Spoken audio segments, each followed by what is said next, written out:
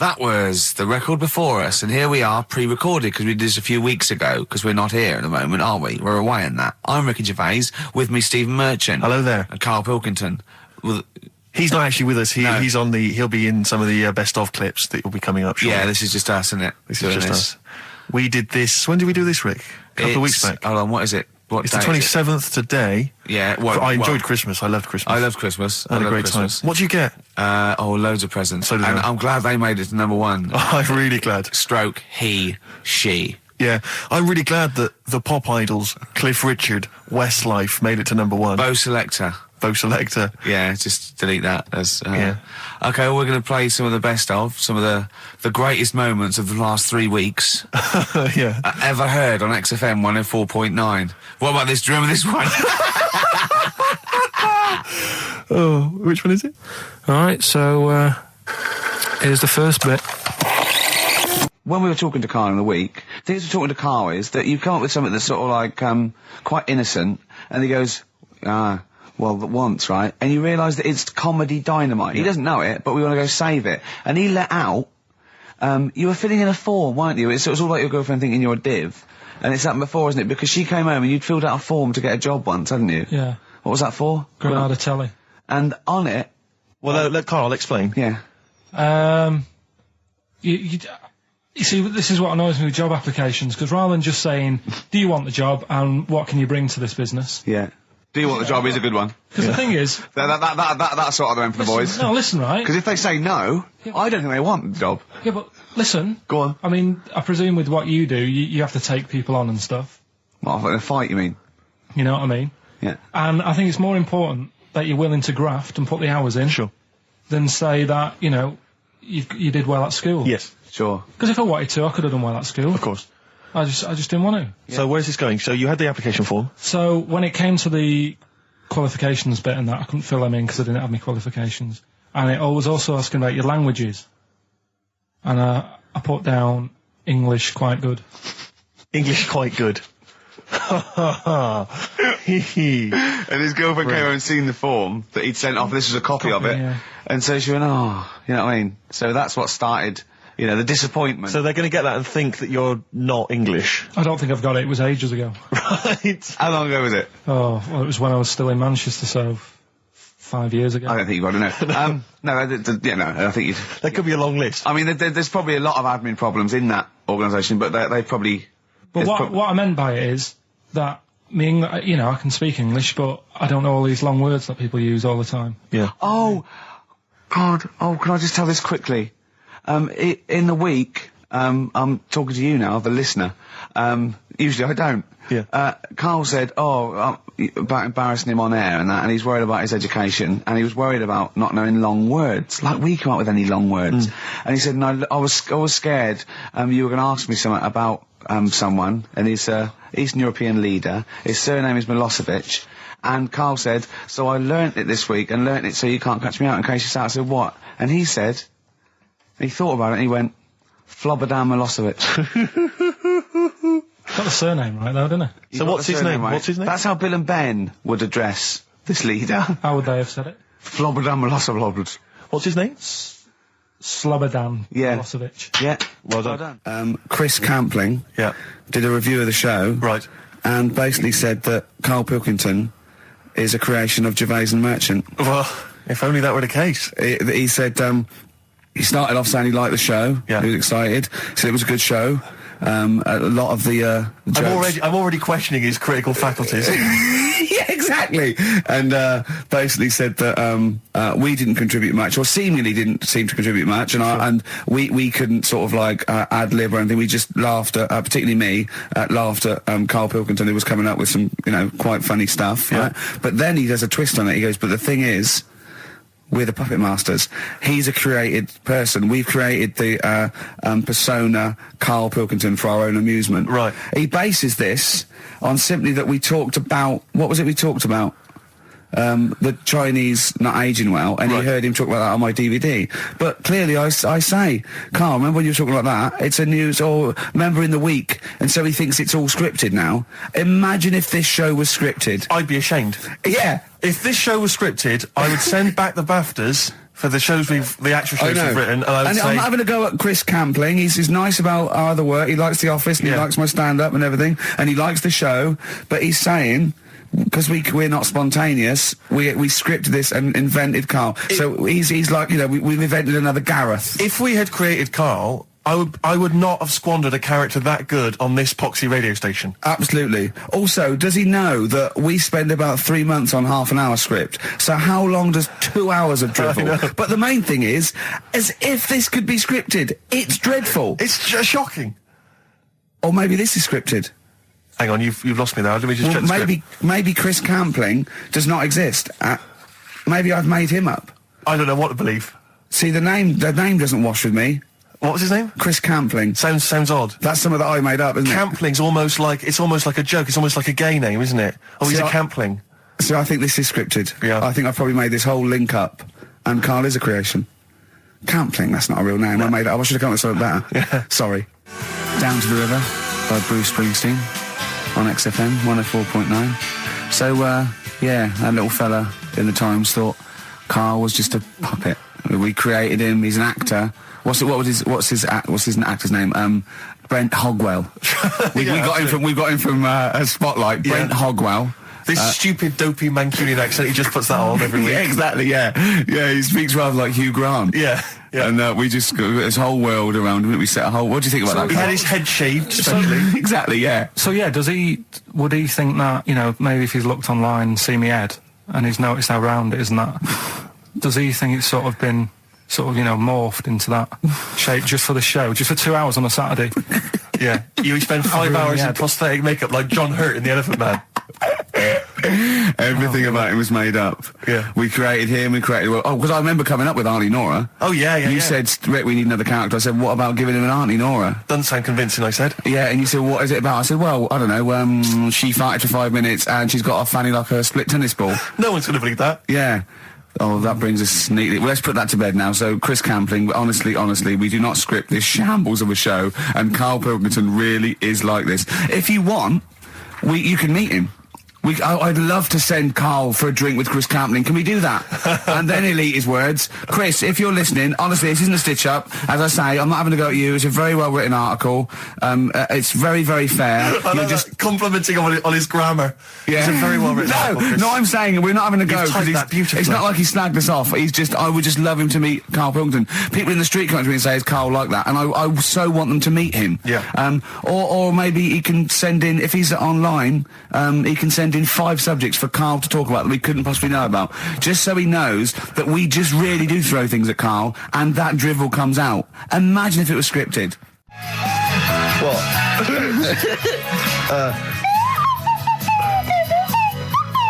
Someone's left one of those little things in here. It's brilliant, isn't it? It's amazing. What are they called, those things? I imagine just there, I was thinking of being in the front row at a Morrissey concert and going, can I just play along? They are brilliant. I don't know what kind of sound that is. I don't know. It's only used for when Kenneth Williams sees someone undressing. Yeah. That's the only time that is used, that noise. Exactly. That is brilliant. But it's like it was specially created for the Carry On films. Yeah, we need... I don't know what it is, but we need something when I walk in and see someone changing. Well, what about this? There is a light that never goes out by the Smiths. I phoned Karl up in the week, and I said, what are you doing? He went, well, even though it's one of my days off, I'm just doing some research on the web. Found anything that said, I'm doing science. And then he said, you can get wigs for dogs in Tokyo. That's his scientific fact. And I went, what do you mean? Dogs, if they need a wig? I said, if they need a wig, what? Dogs going bald? And he went, like, this is fine to him. He went, it's a stressful city, Tokyo. The world's all right with Karl. He's always got an explanation. I've only ever seen him confused once. When in Edinburgh, he looked out of his window one day and he saw a bloke putting a parking ticket on some rubbish. Yeah. And that genuinely confused him. Yeah. He couldn't work out, could you? It's a bit weird, isn't it? And the woman breastfeeding her 8-year-old child, you didn't like, did you? I don't like that. But what's the name? Animals with wigs. I kind of thought, after I put the phone down to you, I kind of thought about it, thought, yeah, it's a bit daft, that. Are you sure he's not the ageing pop group? No. The Animals? But when you think, have you ever seen, like, a bald pet? No.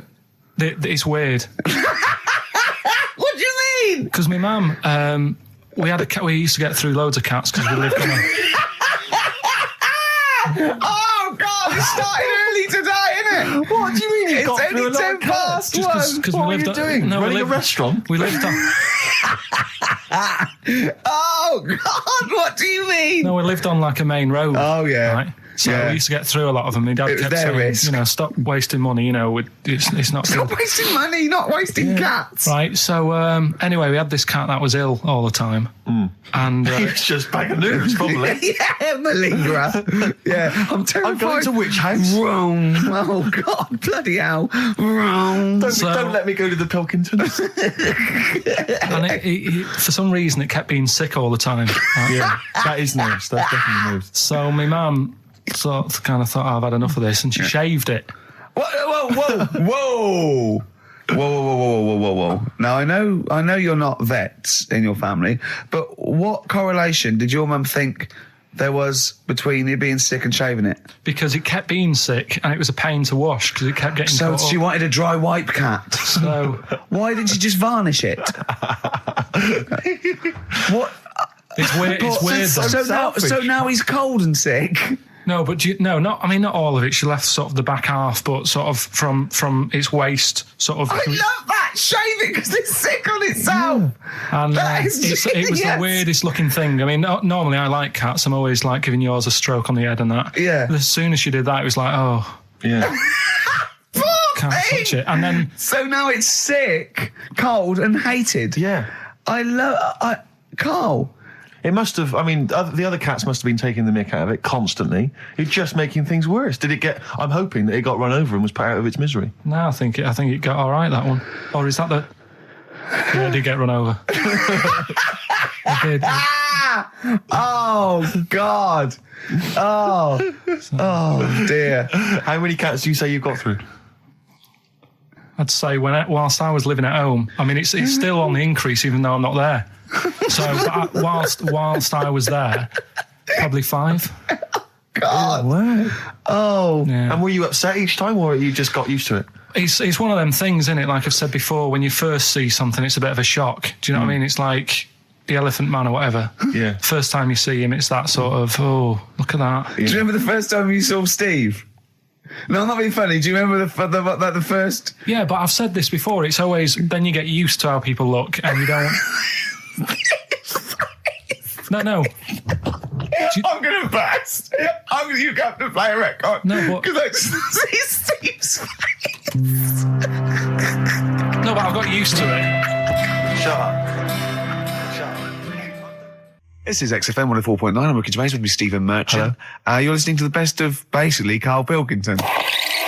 Check, because there are rules in place, aren't there? Yeah. There was a big bust up in the week. I'm only allowed to wind him up. I'm not allowed to wind him up socially now. I'm not allowed to... What am I not allowed to do socially? I think squeezing the head socially has been crossed off. Right, okay. And I agreed to that because it got to a head where, Carl was really upset and he was thinking of just giving it all in, weren't you? Yeah. Yeah. Why was that? Because you were just winding me up too much. Yeah. I mean, do you want to bring it all up again? I don't mind. What was I doing? It was just... I should say now that there was a conversation where we were all sort of really walking on eggshells. It was frosty. It was a conference call, and Carl was on one end. And I'll tell you, I was very much a mediator. I was very much a UN mediator. What do you think of that, Carl? It was difficult to sort of keep it serious when I'm saying stuff like, I'm sick of you putting a Burger King bag on my head. Do you know what I mean? Yeah. There's a part of me that's like, I can't believe we're doing this. What I like about it is that I'm laughing and going, well, I won't do that anymore. And he's going, you can still do it on air. And like today, I came in, I went to squeeze Eddie, went at 1 o'clock. I love those rules. Yeah. I love those rules. Well, between the hours of 1 and 3 on a Saturday, you can squeeze his head, you can put a Burger King I bag on his... can't wait. It's terrible. Oh, But dear. that all started last week as well, really, because I got in a bit earlier to do an edit for you on some track that had swearing in it, right? Yeah. So I get in early, he comes in, first thing he does is go to sort of squeeze me head. And my reaction was, not now, do it later. As if it's all right to do it later. So that's kind of what made me think this isn't normal. We should just point out, when we say squeezing your head, what exactly does that mean? I put my hand on the front. I do 2 experiments, right? Yeah. One is the side, because you can crush an egg sideways, so I think that's more dangerous. Right. And I actually put my elbows out, and I pressed like a vice, and I really go for it until it really hurts. And the front one it shouldn't hurt so much, if my experiment's right. I don't know. Well, it was all this that sort of, built up. Sure. And the research that you're doing there, Rick, is that going to be available online at some point? Well, that was the problem. That's what I was saying to him, because it kind of started last week. Well, it's been going on since we've known you. Yeah. Really? Yeah, but I just upped it last week. It got out of hand a bit. I upped it to when I think it got to ahead on Thursday when I filmed it. That was it, yeah. That's right, yeah. I brought in a cameraman to film me torturing him, and there was some people from the 6th floor being shown round. Yeah, some management and that, showing probably clients round, sort of, they've probably been on all the different floors, same what all the different radio stations do. This is XFM, the sort of this sort of noise going on. Yeah. You see them all look down and saying, don't do that, right? Sure. They might want to spend a load of money. Yeah. And he's doing that, he's wrestling with me, he's filming it. So that's when I just thought, It's mad, isn't it? And then when we were having the argument on the phone, I was saying, has this been some sort of experiment? Yeah.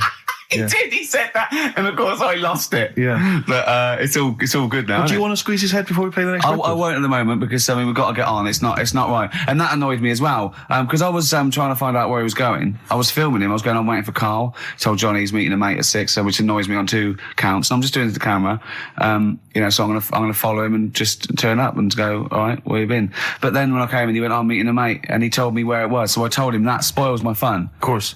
Because you'd want to just track him down. I don't want him to like it. Yeah. Which is pulled the rug under my carpet now that he's going to let me do. Do you know what I mean? It's just, it's a little bit annoying. Right. Is this talking about diets and stuff? Right. Go on. They've come up with a drug that they tested it out on a mouse. Right. They said, it's a problem. That weight is a big issue in the world, and a lot of people are depressed, and that probably like Rick Waller. Well, right? I'm depressed looking at Rick Waller. Well, Oh. I mean, you could sort out Rick by, Jono is an old man, he's got loads of money. He's not old. No, but he's getting on a bit, right? He's about my age. Hang on a minute. What I mean is he does his own shopping, right? So I bet it's hard. What do you mean? Because he's like, how old is he? 35.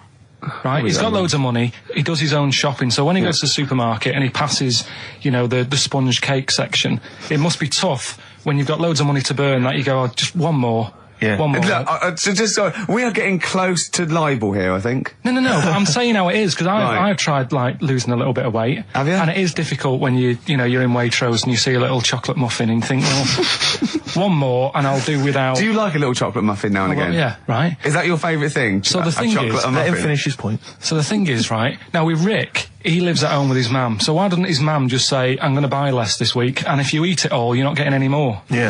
That's all that... Does he live with his mum? Sharp shot? I bet he does. So you don't actually know if this is true or not? No, but anyway, right, so this drug they've come up with... They've tested this on mice, haven't they? They've tested I'm worried if they haven't tested it on mice. Thank God for that. It's definitely been tested on mice. Definitely. They fed a mouse a load of cake. Yeah. Right? And it went a little bit chubby, and he said, right, stop a minute. And then they gave it this drug that makes you lose weight. Yeah. And its weight went down, but the only bad side effect was its eyes were popping out. Well, that seems to be fine then. Let's give it to Jono. There doesn't seem to be any problem. Oh, Rick should get some of that. Yes, Struth, Doc, look at these. Oh, Jesus, Jono, your eyes are popping out. That happened to the mice. Sorry? That happened to the mice. But what do you mean? That's the option. What do you mean that's the option? So I love the fact that your choice is either be like a fat, happy man who has the odd sponge cake, or a stick man with eyes on stalks.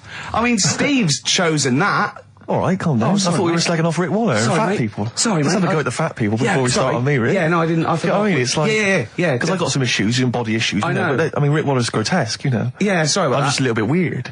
I mean, do you know what I mean? Yeah, should we play a song and... Well, I'm just a little bit offended. That's upsetting. Karl, have you ever logged on to Friends Reunited? It was the site that everyone was talking about last year. No. Are you aware of the concept? I've heard about it, but there's no one from school who'd want to see it again, really. So basically, for those that don't know, you have to log onto his website, and then it helps you track down your old schoolmates if they've also logged on and stuff. And we took the liberty, really, of looking on the Friends Reunited site and typing in your school and trying to track down any of your old mates. We didn't get in touch with any of them, don't worry. We didn't do that. We're not going to surprise you with them now. No. But I was just interested to know, like, some of your thoughts on some of the names that I could run past you. I mean, these are people from your year. Just tell me if you recognise the names. Sarah Morris? God, yeah. Remember her? Go on, you're grinning, what's the thought? Go on. No, just, she was alright, she was a popular one. What does that mean? She was nice. Yeah. Okay, okay, what about, Darren Buckley? He was one of my best mates. Was he really? Yeah. Seriously? Yeah. What do you reckon he's doing now? Do you still keep in touch? When my mum and dad were still in Manchester and they had a butty shop, he used to go in because the bookies was next door. I don't know why you paint a picture. If you did this in your history exam, Carl, you will walk it. Go on, so your parents had a butty shop, there was a bookies next door? Yeah, and he liked having a bit of a gamble, so he used to, I think he works for some insurance company. Do you think that his fiancée Beth knows he's got a gambling problem? Or that his 2-year-old son Lewis? No! Yeah, they live in Cheadle Holme. Hume. Cheadle Hume. He must be doing well. 'Cause He's still supporting the Blue Army and frequents the shrine on a fortnightly basis. Funny thing with him is, right, when I used to stay over at his house, and his dad was a copper, and I remember his dad came down and said, right, I want to see you two. I was like, oh God, what's happened? And got us round the table. And he said, do you know much about drugs? So we were like, what's all this about?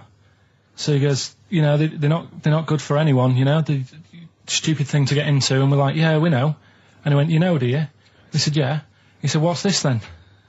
And he'd found something in his bedroom, and it was a Skittle. What, the sweet? Do you know little sweets with the S on it?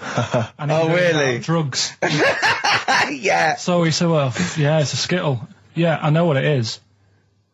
Oh, he was bluffing like that as a slang word. Yeah, he thought because he was a copper, he probably had to be down with all the terms and that. So we said, oh, it's a Skittle. And he said, yeah, I know what it is, but what's it doing in your bedroom? Oh. It was like, no, it's a toffee. So, Darren there. Yeah, I know, it's a toffee, it's a squib, it's a, yeah. Well, do you know what happened to me on the way in? Go on. A homeless person called me a dickhead. How did he know? Do you know him? Is that what? He's like the local big issue fella. Oh, yeah. Yeah. And he knows me, he sees me walking up and down the street. Oh, that's how he knew you. Right. So normally I have a bit of a chat with him and that. And I walk past him, and you know, I can be a little bit cheeky with him because I've been cheeky with him in the past with stuff. You pinched his arse. No, just, you know, saying stuff like, God, you're always there. I mean, you got home to go to and stuff like that. Yeah, just breaking the ice, go on. He knows, and he'd laughed at that, right, last time, so I thought I can be a bit cheeky, right? So he goes, do you want a big issue? I said, no. He said, come on, I've got loads of them, right? So I sort of said, when I was a kid, and I used to do a free paper around the free papers one, I said, just put them in the bin and go home, right? And he went, yeah, but how am I going to get any money doing that, you dickhead? You see, I can see his point. He is homeless and having to sell newspapers to get 50p or a quid or whatever. Yeah, and sometimes I treat him, right? And today I didn't have any money. I had a takeaway last night and I normally give them a quid. And I felt bad not being able to do that because I didn't have any money on me last night. Right. I couldn't look him in the eye. Did you explain this to the homeless person, the traumas of the takeaway without the tip? Did you explain that, you know, you've had it hard as well? I go, look, you don't I know had food delivered to my warm flat. Yeah, it was a nightmare. You don't know what that's like. You don't know what the trauma is because you can't have food delivered to your flat because you haven't got one. So please don't look at me like that. You should have said. But most people ignore him. At least I gave him a bit of acknowledgement and sort of... took the mic. Yeah. I didn't think I was just was being friendly. No, I know. You got to be careful with the homeless because this is true, and this is you know when the clocks went back recently, so you got an extra hour in bed. Yeah. And I was at Cash Point with a friend of mine, and there was a homeless person sat by the Cash Point, and you know, we would get some money out, and she said spare some change, and my friend sort of, he's a bit awkward, he's just trying to make conversation with her. He went, oh, clocks go back, extra hour in bed. Oh no. I gave her £2. I felt so bad. He didn't do it intentionally. He didn't realise what he'd said. Just making conversation. It's tricky making conversation with the homeless because there's so many areas you've got to avoid. You know, what was on the telly, Yeah. You know. Although I get recognised by homeless people and think, are they? I don't know where. Well, you got to remember that's very much your demographic, Rick. Yeah. You know, people who watch TV through the window in Dixon's. In Dixon's. Yeah, there was Ricky Gervais is on. Yeah. Pop the telly on. They can smell the alcohol on you. They think you're one of them. You're listening to the best of, basically, Karl Pilkington. Lloyd Cole.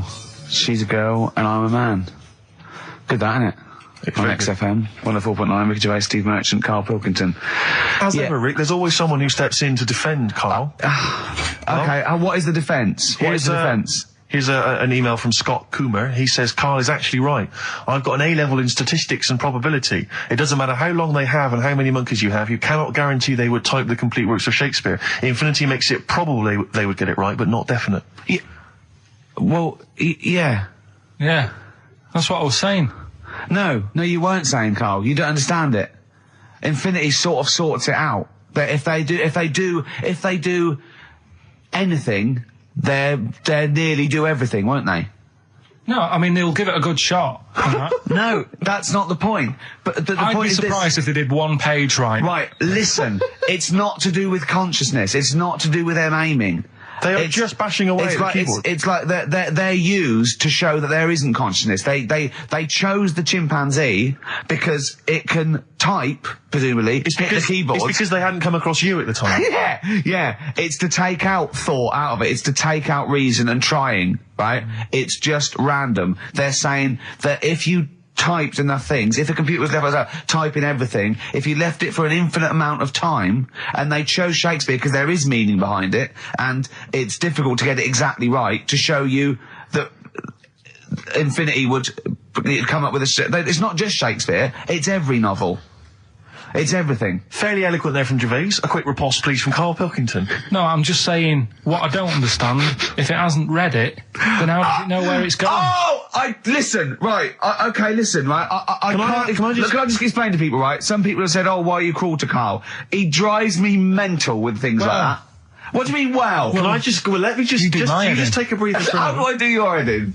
He keeps coming in the week. You know that I work here properly, in the week, don't I? Yeah, I've got a proper job, Yeah. Should be 9 to 5, but I normally get in at about 8 o'clock and work. A lot of people getting 8 o'clock. Working hard, trying to do my job. 3 times this week, I've been rushing around. I walked past my little studio. He's sat in there, all right? Now, because I've got this sort of job, I can get away with it. I said to him, if I was a doctor,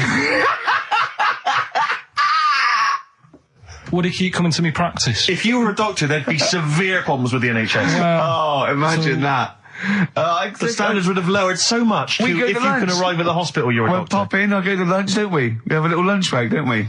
I go, come on, let's go now. He goes, I'm busy. I go, come on, let's go now. He's going, you're doing me head in. Well, when I was talking about the monkey conundrum with Karl, he said to me, right, if I had a day off work, and I was, say, watching the TV, and with one hand I was typing a typewriter, would I type Shakespeare? I mean... Yeah, but you see, there's certain things. We were talking a little bit about this stuff the other week, weren't we, when we said, you were going on about Einstein, and I said he's not that good. E equals MC squared. It sounds good, but I've never used it and that. Right? I've never used it!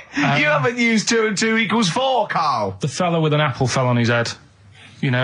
It could have been anyone sat under that tree. Do you know what I mean? It's just annoying. Lucky. And Newton gets all the credit for his laws of the universe.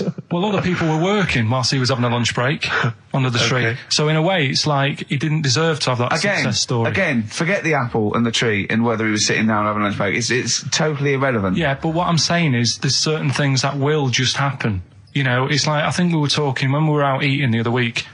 We were talking about Noel Gallagher. Well, this is reason the monkey discussion came up, right? Noel Gallagher... I don't know what to say. I don't know what to say. Rick, I don't want to misquote Noel. I'll be like Herbert Lom in Clouseau. I'm going to get a twitch whenever he opens his mouth.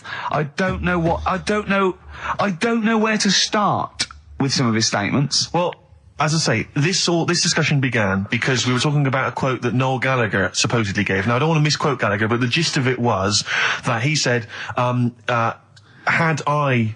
written Wonderwall or whatever, instead of the Beatles writing Strawberry Fields or whatever, I'd be the one that was considered the great songwriter and it wouldn't be the Beatles. It's just the fact that they came first that meant that they get all the credit as being the greatest band. I don't know where to start with that statement either. I mean, that's Gallagher's thing and he's, well, whatever. We know what we think of that. What was your point, Karl?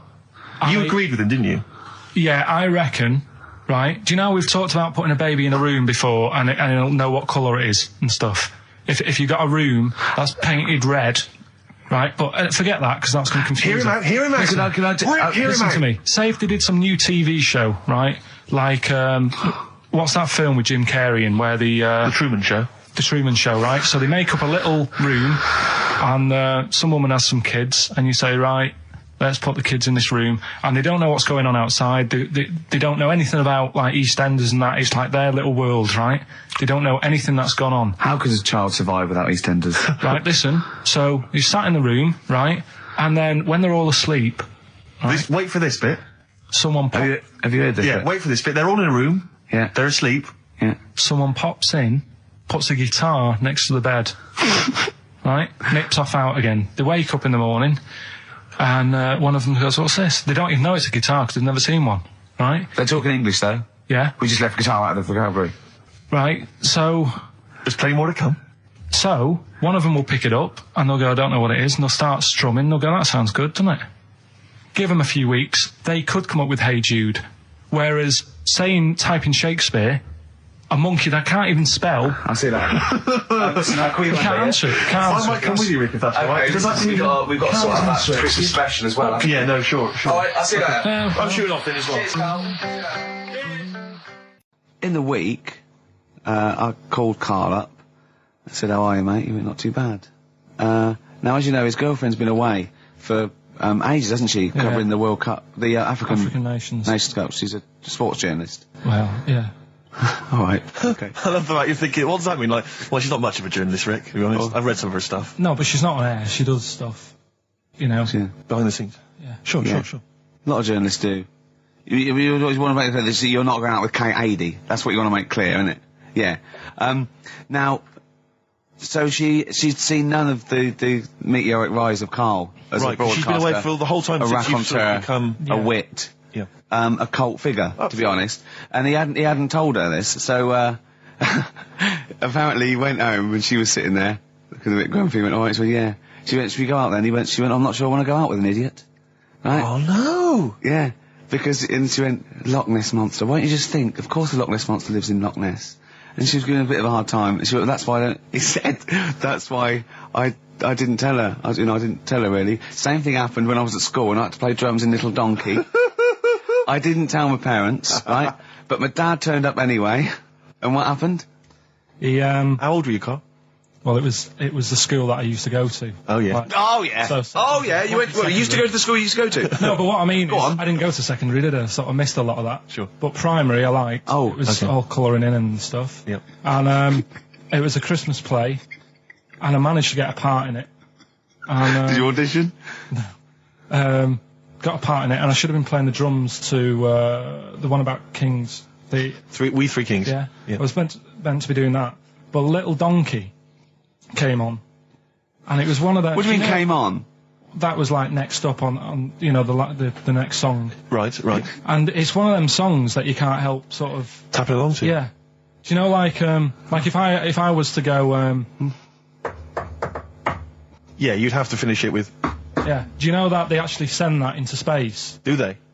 And What, hoping that aliens will respond with that? yeah, they do that because apparently it is one of them things that you can't help. What, even if you're an alien life form? Yeah. They know that, do they? Yeah. But anyway, What, because they watch Star Trek or something? Hello. Knock, knock. Yeah. no, seriously. Is it true, like, if you send out knock knock into space, yeah, they have to say that? Oggy, oggy, oggy. Oh, that is great. Seriously. Oh, hold on, what's something out there? Was a little green fellow? That is great. Yeah. So anyway, That is fantastic. Little Donkey is like one of them tunes that you can't. And I was there, and I had the drumstick, and I thought, oh god, The drumstick. I could feel myself. And anyway, Just wanting to do it, yeah. I started going along and playing Little Donkey, which I wasn't meant to do, but it went down such a storm. What, were there people like parents and that dozing off, and then suddenly they heard your version of Little Donkey, and they thought, wait a minute, now it's really picking up. What do you mean? I'm glad we paid £1.50 for this. What do you mean it went down such a storm? They're going, hold on, was it like when People have Ringo... lighters in the air. You know, when Ringo joined the Beatles, now going, boo, Pete Best, but he went... Yeah, they And I went, whoa! Oh, No, God. but the teacher just said, oh, it went down really well, you can do that again tonight, Right. when you're in it again. But anyway, so my dad was there, and... And you hadn't told him about this performance, so no, he I never just did. turned up I off never his own did. back. I never took the letters home and stuff to No. show my mum and dad, because it just put me off. So, anyway, he turned up, don't know why, he must have heard from someone else's dad. Yeah. He turned up, and he swore about me, which... Did he? I don't... Could you use Do you think a word it's allowed that's... to be said? The word? Of course it is. Right.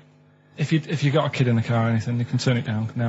Yeah. Right. But he said, there was a guy stood next to him with a camera, big video camera, filming it, and he said, "Yeah, film it, but try and avoid getting the twat in the hat in the shot, because I had one of those porters, you know, the little round pork pie hats on."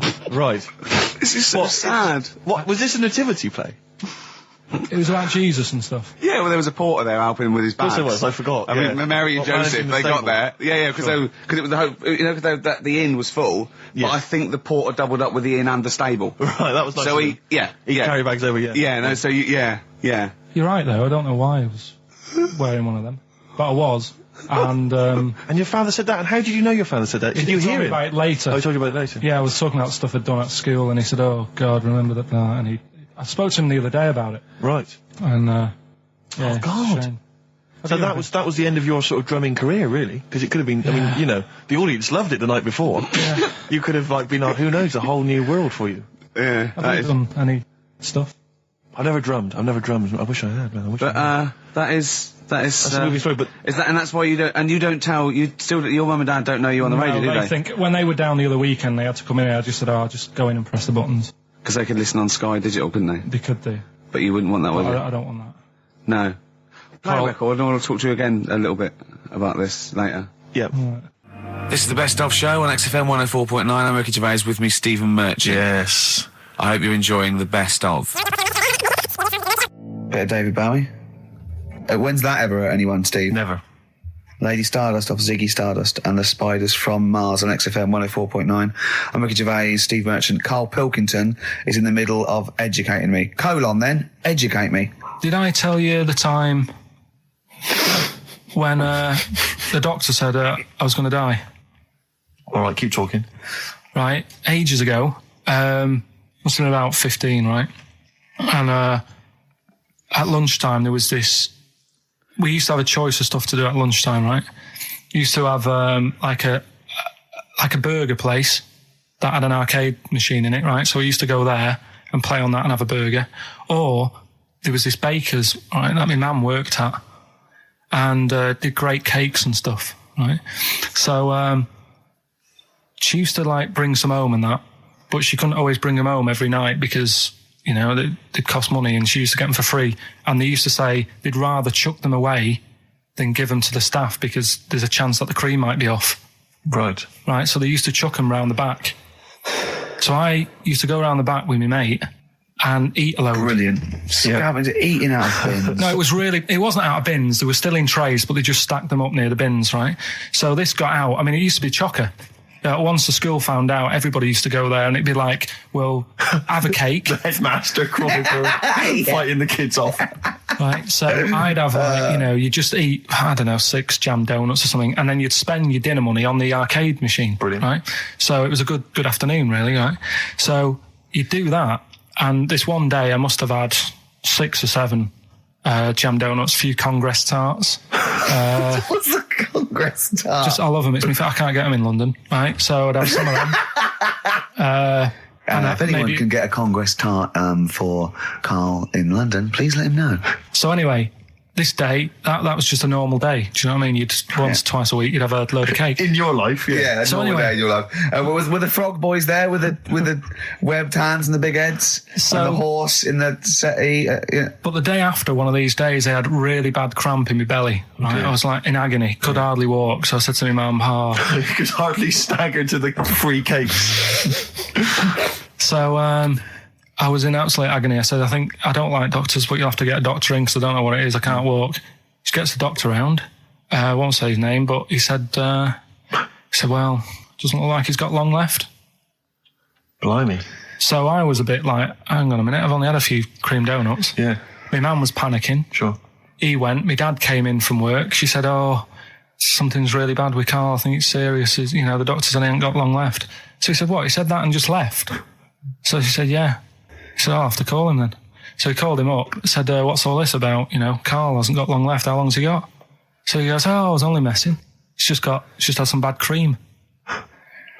Can you believe that? Well, the thing is, I like the fact your mum didn't ask any questions. I know. She didn't go into detail. Can you explain more, doctor? No, I got a shoe off. But she doesn't. She doesn't like talking. You know, I don't want to diss you or your family, but I imagine if I was there, I'd have known the doctor was joking. Yeah. That's all I'm saying. I mean, I sound very arrogant there, but I imagine he went, "What's he been doing? Yeah, I had about 6 cream cans." "Oh, right. Oh, wow. He hasn't got long to live then. I'll see you later." Yeah. That's what I think the doctor did. Yeah. I just like the idea your mum just let him go. Yeah. Terrified, thinking, well, I'm not going to probe him. He's that's it then. Dad comes in. "Hi, honey, I'm home. Anything happened?" The doctor said Karl's going to die and then left. Did he? I'll call him. But anyway, that's why these sort of things fascinate me. Rockbusters. Yes. I don't want you to have monkey news right now, because we've just had a little story there. Sure. You don't want to, don't want to go too far. Yeah, go on. So we'll get Rockbusters out of the way. Have we got a winner? Come on then. It worries me that we've had very few entries. I think that even your mental fans aren't getting these, which is really worrying. They must be terrible clues this week. All right, well... Has anyone got them right, Steve? I think there's just one guy, who I suspect has won in the past. Well, so what? Right, the first one. If you go out of France by boat, you might as well buy your fags when you're on that, because you'll get them a lot cheaper. Brilliant. Right? Yeah. BF. Yeah. Buy it ferry. Right? That's like... What? Buy on ferry. What? Buy on ferry. What's that? Is that a band? What is it? I don't know what it is. Brian Ferry. Brian Ferry? What's that got to do with buying on a ferry, though? Just because it's quite close to it. Buy on ferry. What? Buy on ferry. Sorry, what's your first language? The second one. That's rubbish. That doesn't count. No, Brian Ferry. Brian Ferry, buy on ferry. There's this little foreign cafe. It's growing its own steak. That's Delamitri. The third one. What? Sorry, what? What is that? What is that? Delamitri. Delhi is a little foreign cafe. Yeah. A meat tree and that. A meat tree? A meat tree? What were the initials for that? Just D for that. Just D for that? Yeah. So not DA?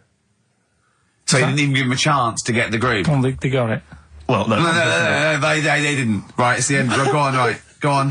Delhi meat tree? Delhi meat tree. One word. D. Or any letter. They're growing their own meat. M's in it. Go on. Okay, so Bayern, I love Bayern Ferry. And Oxymusic was brilliant. I love Oxymusic. Go on. Can I just point out, Rick, that we've had David Bowie? Delhi meat tree. Yeah. I don't see why necessarily Aidan, who emailed in, why he doesn't get to win, because he emailed in dire steaks. Seems to me just as valid, as far as I can tell, but Delhi meat tree it is. And the last one, if there was a Jamaican fella on the Titanic... I'm looking forward to this. With a little bit of fear. Jamaican fella, if he was on the Titanic, he probably would have screamed this. Yeah. That's Christ de Berg. Oh, I don't know what to do. Stunning. So who's the winner? I'm not going to give it to anyone. I just don't... So what's the Jamaican bit got to do with it? Just the D. Just Christ de Berg. Say it again? No, I think they've worked it out now. Say it again? Christ de Berg. And who's that? What? Who's that? Who's what? Who's Christ de Berg? Chris de Berg. Who's the winner, Steve? Do you know what? I'm going to give it to Aidan, because he just treated you with nothing but contempt. Steve Martin emailed in again. He got the first two, and then the last one he just emailed, I neither know nor care about this answer. I'm tempted to give him each one. Do you know what you've done there, don't you? Go on. You've put the nail in the coffin of Rockbusters. I warned you for 3 weeks, and you sort of bucked your ideas up for a little while. But Christ did Those are the worst you've ever done. the worst. Delimitri. So and didn't it just put D, and then Bayern Ferry. Bayern Ferry. Bayern Ferry. So, is that it then? Aren't we doing it Play anymore? record. Aren't we doing it anymore? I'm ashamed. You're an idiot. Are we doing it anymore? I'm just going to keep saying you're an idiot. Play a Are record. we doing Carl, it have anymore? you learnt nothing from Dr. Fox? Yeah. That's not a Sony out the window. Aren't we doing it anymore? What, you need to start working on it now, because they're so good. You need to start working now for next Saturday. Aren't we doing it anymore? Just, I don't know. Aren't we doing it? Me and Carl went out, right? With me and Jane, Carl and Johnny and Gigi, wasn't it? Gigi, is it important to win? No. Okay. But we're walking down the street. Carl was there, though, and he can back me up on this. We had a curry. We were walking back, and this little funny homeless fella, didn't he? He, I got to tell it before I go, didn't he? Yes. He came up to me, right? And he recognised it. And he came up to me and he went, he said, I've just nicked 5 of your DVDs from HMV. And he shook my hand. He was so happy with it. And I went, right, excellent. He went, all I do is I just swing the bag over the top. Like that when I'm going out, and he had a bag full of DVDs, didn't he? And he was so pleased to tell me that he'd stolen. That great. He said they're going like hotcakes. Yeah, he said they're going up, of course they are. Yeah, you're nicking them. Yeah. I know. We get paid for them, though, don't we? So not the stolen ones? Don't we? No. What do you mean? Did you sign them for him? I know you idiot. What? So he just nicked 5. Yeah. Well, Yeah. you say he was homeless, was he? Well, he don't know. Maybe. No. Surely, how would he have seen the show? He just walked past Curry's one Dixon's. morning. Yeah, that's any Seen idea. a trailer for it. I thought, interesting. I don't know if he was homeless. I didn't go into his home Sure. life. He shook his hand though, and But he made Carl look smart. Do you know what I mean? So, how does he sell them? Where does he sell them? Does he go up to people and go, do you want an office DVD? They're not nicked. yeah, £4. yeah, exactly. Are these stolen? No. No. They've still got the tags on them. Plus, of course, Rockbusters, the return of Rockbusters. Let's start Let's do Rockbusters. Let's do now. Rockbusters. Let's get it rolling, because I have got some amazing prizes. I went to the Americas and I brought back gifts. Not your tobacco and your potatoes, but brilliant prizes. Now, quite seriously, these are not the usual tat. You will win some tat for Rockbusters, okay? We've got DVDs, CDs, things like that, right? But the winner of Rockbusters today will go through to a chance to win the prizes in week 6. We're only here for 6 weeks, by the way. This is our first of 6 shows. Thank God for that. Yeah. And I went to do The Simpsons last weekend, and I've got a drawing here, an original drawing of Homer by Matt Groening. See that? Look at that. As Homer there, your pal Matt Groening, May the 18th, 2005. And Homer's saying, I love Carl because he's stupid like me. And that's going to be framed, original drawing. That is worth, I think, a lot, but I've promised Matt Groening that it will not go on eBay. So please, I hope it goes to a fan. I've also got a rare Spinal Tap poster, met with Christopher Guest, and he signed that, Nigel Tufnell. Fans of Spinal Tap and The Simpsons, possibly the 2 greatest things ever, Yeah. I think. Yeah. Also, my friend Rob, who did flannels with me, has drawn us 3 as flannels. There's Steve there, a little goglanker. There's me there, a little bloke dumplant, and little Karl Pilkington, Pink Floyd numscrunt. And these are going to be framed. So some very nice prizes. And I got a little surprise for you. Obviously, I met Homer. Press that little button there. Listen to this. Hi, this is Homer Simpson. I like Carl and its perfectly round, bald head. If you put 3 holes in it, it looks just like my bowling ball.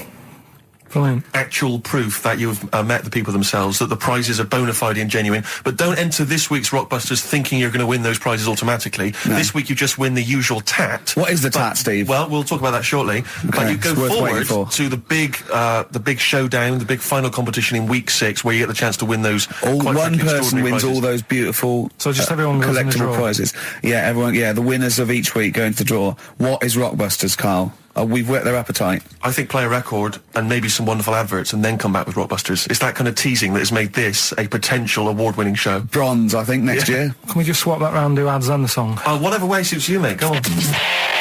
XFM. XFM 104.9, Magic Numbers, Ricky Gervais, Steve Merchant, Karl Pilkington.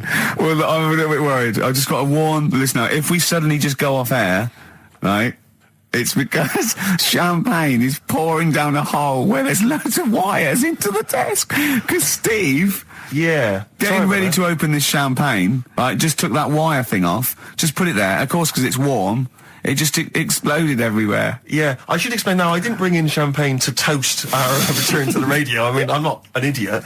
But, actually, from Focus PR, Ashley has rather nicely sent us some Lindauer sparkling wine, and I'm just trying some, and it's really quite refreshing on this summer's day. So if you're perhaps working for some kind of PR agency, you know, or any kind of company, and you want to send us stuff which you want us to shamelessly promote on air, then feel free to do that. So you're just looking for free stuff? Yeah, I mean, you know, electrical goods. Okay, it's not just like champagne Definitely stuff. not. Because I was going to say, if other champagne companies... What's that champagne company called that they sent us free? Lindauer sparkling wine, which I imagine is available now. Yeah, so other champagne companies feeling jealous could send you some and you'd mention it. I don't want to exclude anyone from this. You know, anyone is welcome to send anything in. Brilliant. And as I say, I'm particularly interested in sort of designer goods. Okay. You know, the Apple Mac people, they're welcome to send anything in. Now, what's annoying about that champagne opening like that is that, as you know, I've brought my camera in, and I wanted to film you opening that onto Karl's head. Got the cork. Rick, I got another bottle. Have you ever? I don't want you to miss out on an opportunity like that. That's a bit of a waste of champagne, opening 2 bottles. But Karl, would you mind? Because that would have made a cracking noise against your head, that cork going off.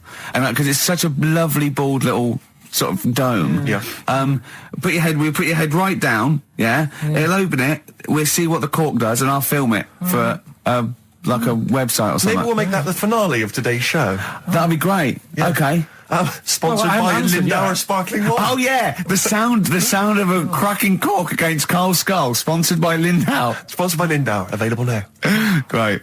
Right, we're doing Rockbusters then. Oh, okay. Now you should explain briefly what the concept is, Karl, because there might be a few new listeners. It's Blockbusters. Right, go on then. Well, it's not Blockbusters. No, because they were real clues, weren't they? Yeah, that was actually... He says they're a cryptic clue. It's not cryptic. Well, it's like, what am I thinking? This competition is like, what number am I thinking of? Rick, just calm down for a second. Let me explain basically what the concept is. You'll remember some of the greats from the past. Yeah. Basically, you give some vague clue. Is that right, Karl? And from that, we're supposed to deduct which band or artist you're thinking of. So, for instance, there was a one, the West Indian fella spinning a fish round his head, and that was Detroit Spinners.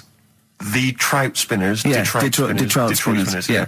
There's also what happens if you fall over into a puddle in Texas. Wet knee, Houston. Wet knee. That is the level of Karl's That's what you're clues. working with. But can I just say, there's no irony in this. Karl doesn't think this is quirky or kitsch or ironic. He thinks these could go on the Guardian crossword. Yeah. Right. Okay. This is the best stuff you can come up with. Yeah. Right. So there's 3 of them. Yeah. Right. I'll give you the cryptic clue not to help you along. Well, it is. Yeah, and really. I'll give you some initials of the band or the artist or whatever to help you along as well. Yeah. 3 of them. This is on the text only. We don't want emails on this one. Just it's the one that gets the highest or the first one to get 3. The first email with 3 or the first one that is the highest. So if no one gets the third one, which I wouldn't blame you for, so if there's like 30 people that get 2, it's the first email that comes in that we pick, and they win a handful of tat. Would you like to go through? I'll search out the tat in a second. I'm not sure where it is. Yeah, good stuff. There's some DVDs and stuff in there. It's not bad. Yeah, but it means you go forward to the grand final in 6 weeks' time when you're playing for all that amazing stuff Ricky's got. We've got the signed, genuine, exclusive drawing of Homer Simpson done by Matt Groening, featuring references to Karl. We've got the signed Spinal Tap poster. This is big stuff you can't get anywhere else. No, it's a rare American poster signed by. And it's such a shame that your only chance of winning it is with this inane quiz. Absolutely, it's not down to skill or anything. It's just such a shame that. Let's just do it then. Go on then. Right, the first one. Go on. What you got to remember is it's a band or an artist that XFM play as well. Right. Right then. So the first one. Oh yeah, because XFM play the Detroit Spinners and Whitney Houston all the time, don't they? All right, these 3. Okay. Giving it away, but these are XFM bands. Okay. Yeah. Right. If you got like a ball. Oh Jesus. I know, you don't think about the cryptic clue is that every syllable counts. He says it different every time he says it. There'll be something different. Look, go on then. Go. Right. So if you get a bulb, right? What? A bulb. A bulb. What's a bulb? What's a bulb? Like I like bulb. I like bulb. Oh, I like bulb. So you get a bulb? You get a bulb. Yeah. Go on. He's gone. Right, go on. So you get a bulb. Don't forget a bulb, yeah. Have you got something in your throat? What are you doing? You eating a gobstopper? What are you doing? We'll play a song then. No, come on! Get the clue out, for goodness sake. So the cryptic clue is, so, if you get a bulb, right, so... That's the beginning. Okay, great. Right, if you get if you get a bulb, like, go on. And you look after it, right? You look after that bulb. And you teach it stuff. And all Jesus that. Christ. What you doing there? Do you know what I mean? This is extraordinary. This is extraordinary. Amazing. Imagine that written down in the He's Telegraph. had 18 months to get this right. Imagine it. That's not a clue. That's an essay. I don't know what it is. It's a I conversation don't know with if he means yourself. a light bulb, a bulb like you plant in the garden. What kind of bulb does he mean? Yeah. It doesn't really matter. Oh, okay. Like, you get a bulb. Well, remember that. It doesn't matter. Okay. Okay. It doesn't matter. It does, but I can't say too much. Right, so listen, let me just do it again. You get a bulb, right, when it's young, you look after that bulb, you teach it stuff and what have you. What have you done there? What's gone on? Brilliant. And what are the initials of the concise. band? R, right? R. R for rabbit, right?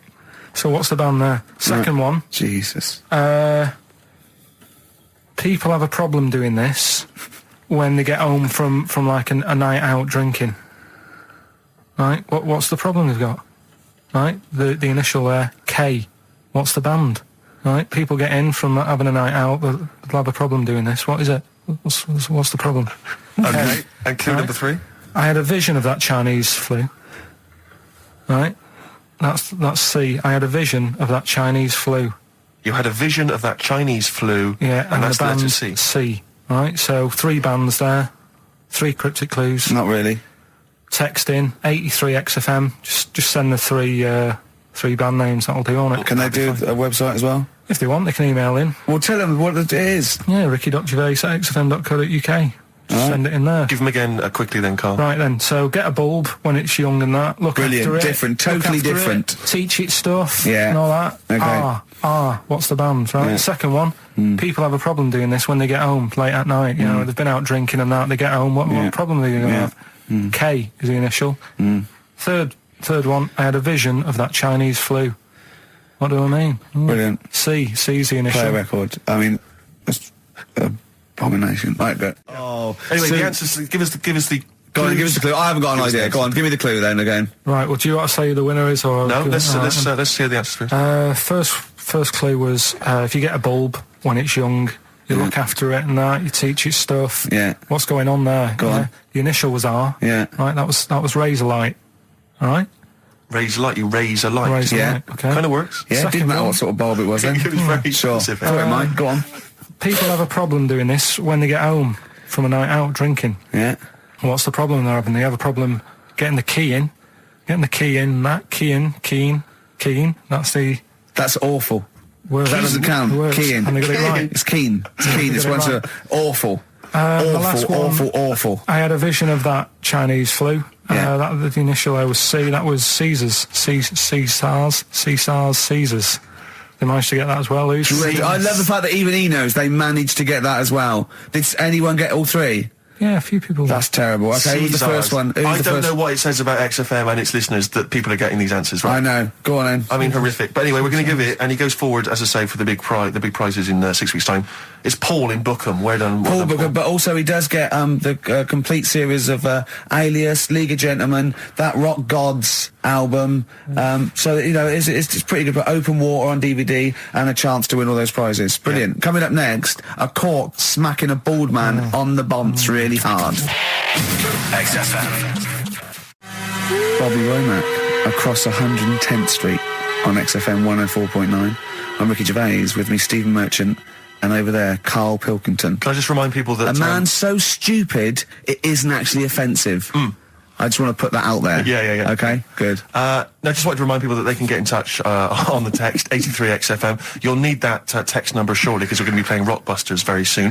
Gav has texted in, and he says quite simply, what's happened to the webcam? All I can see is a bald monkey. Well, you're absolutely right. We'll try and get that sorted out for you. But we're rockbustering now. Should we do it now? Should we do it now? Set it up now. Okay, great. Yeah. So Well, you should just remind people, Rick, particularly if they're trapped in Antarctica for the next 3 months, what this game is. Well, this is Blockbusters. Just totally ripped off, and the clues are bands and artists.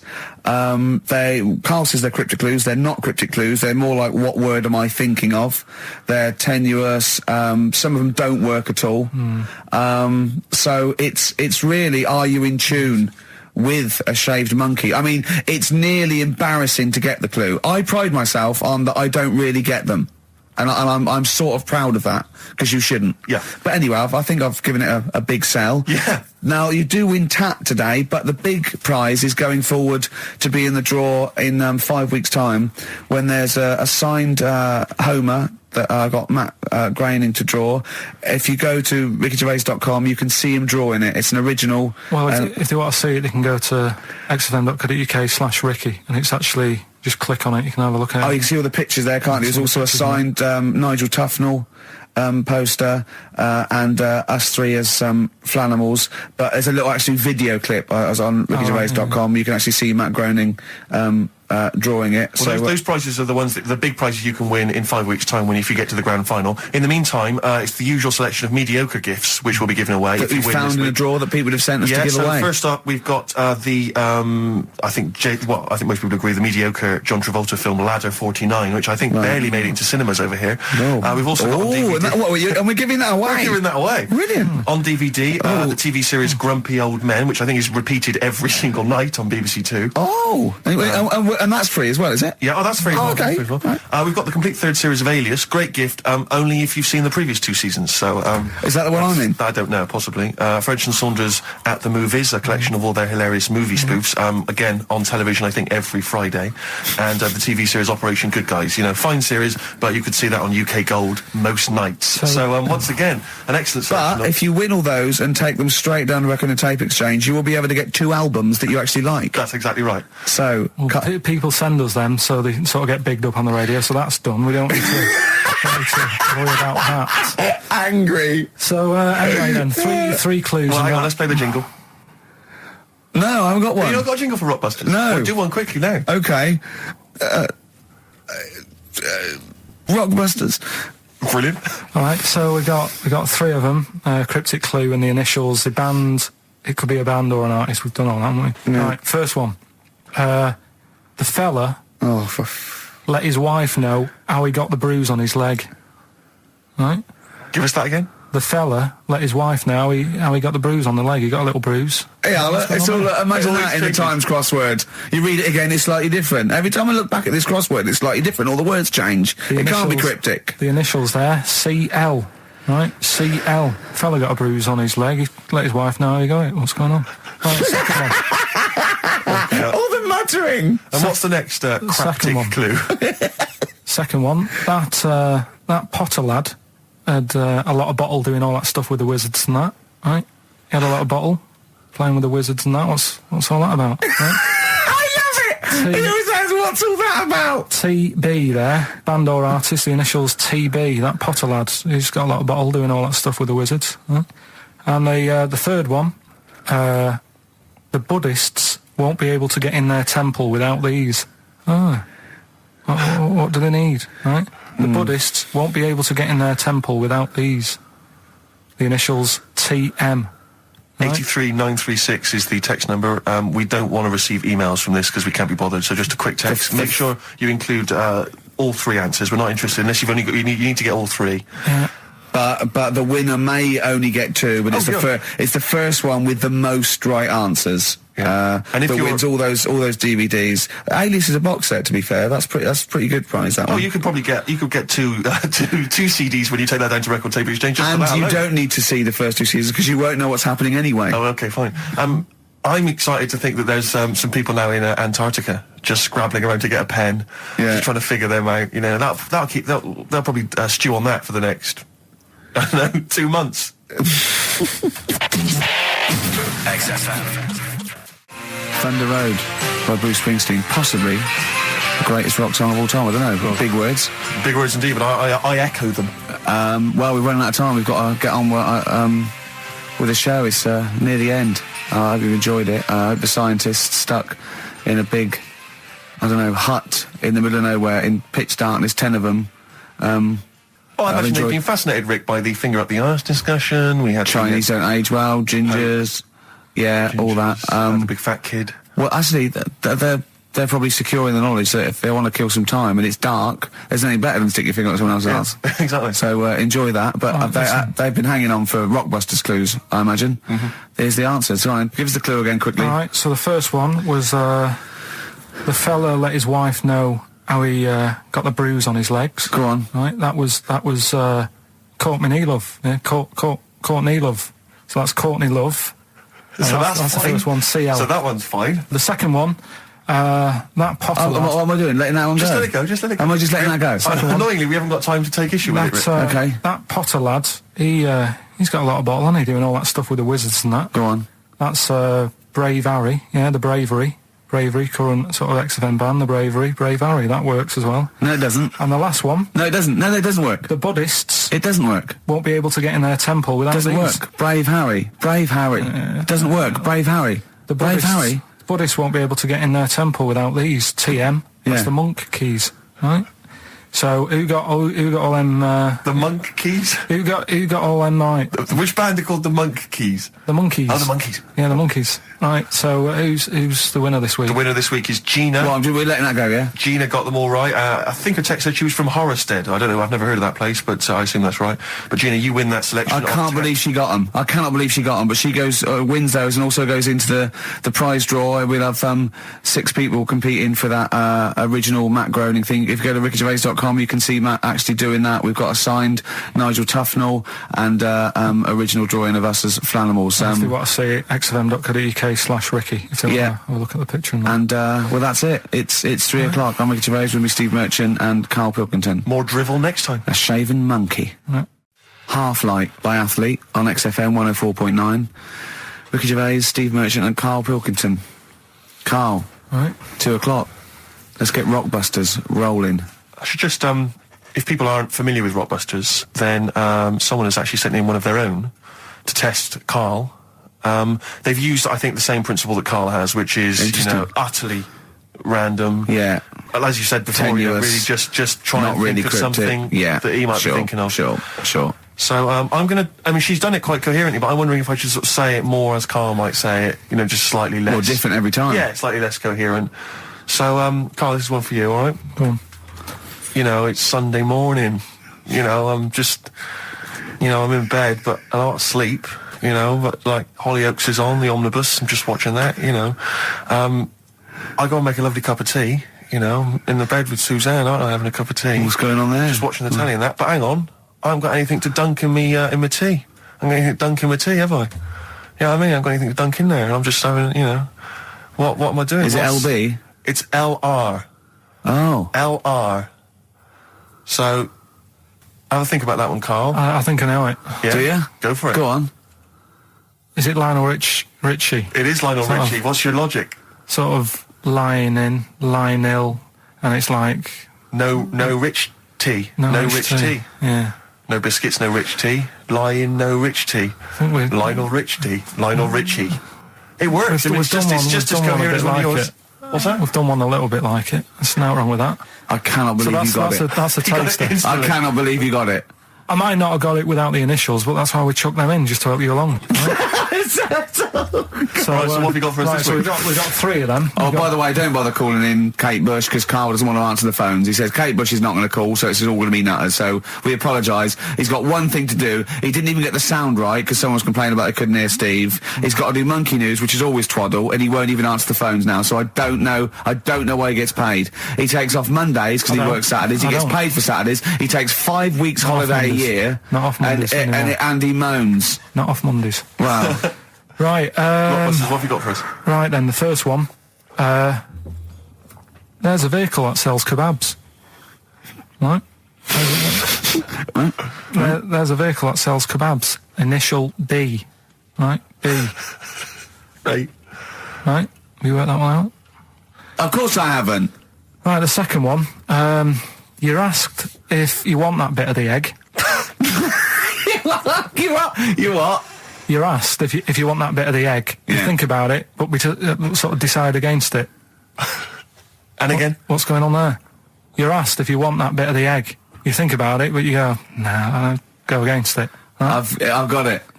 Is initials W-Y-O? Yeah. Got it. Right, so... Okay. Yeah. That one works. Right. No, it doesn't. No, it doesn't. No, it doesn't. And the last one, I don't think this burger will catch on. I don't think this burger will catch on. Yeah, and the letter there is M. So you just text or email in with the answers and win some stuff. What have we got? We got some prizes. We got another box set of the League of Gentlemen. This is instant gratification, but you go into a draw for something bigger. So what have we got today? Yeah, well, today, this is what you're taking home today. You've got the League of Gentlemen, the complete collection on DVD. That's worth having, definitely. We've got Catterick, which is the current Vic and Bob show on BBC Two, which is good.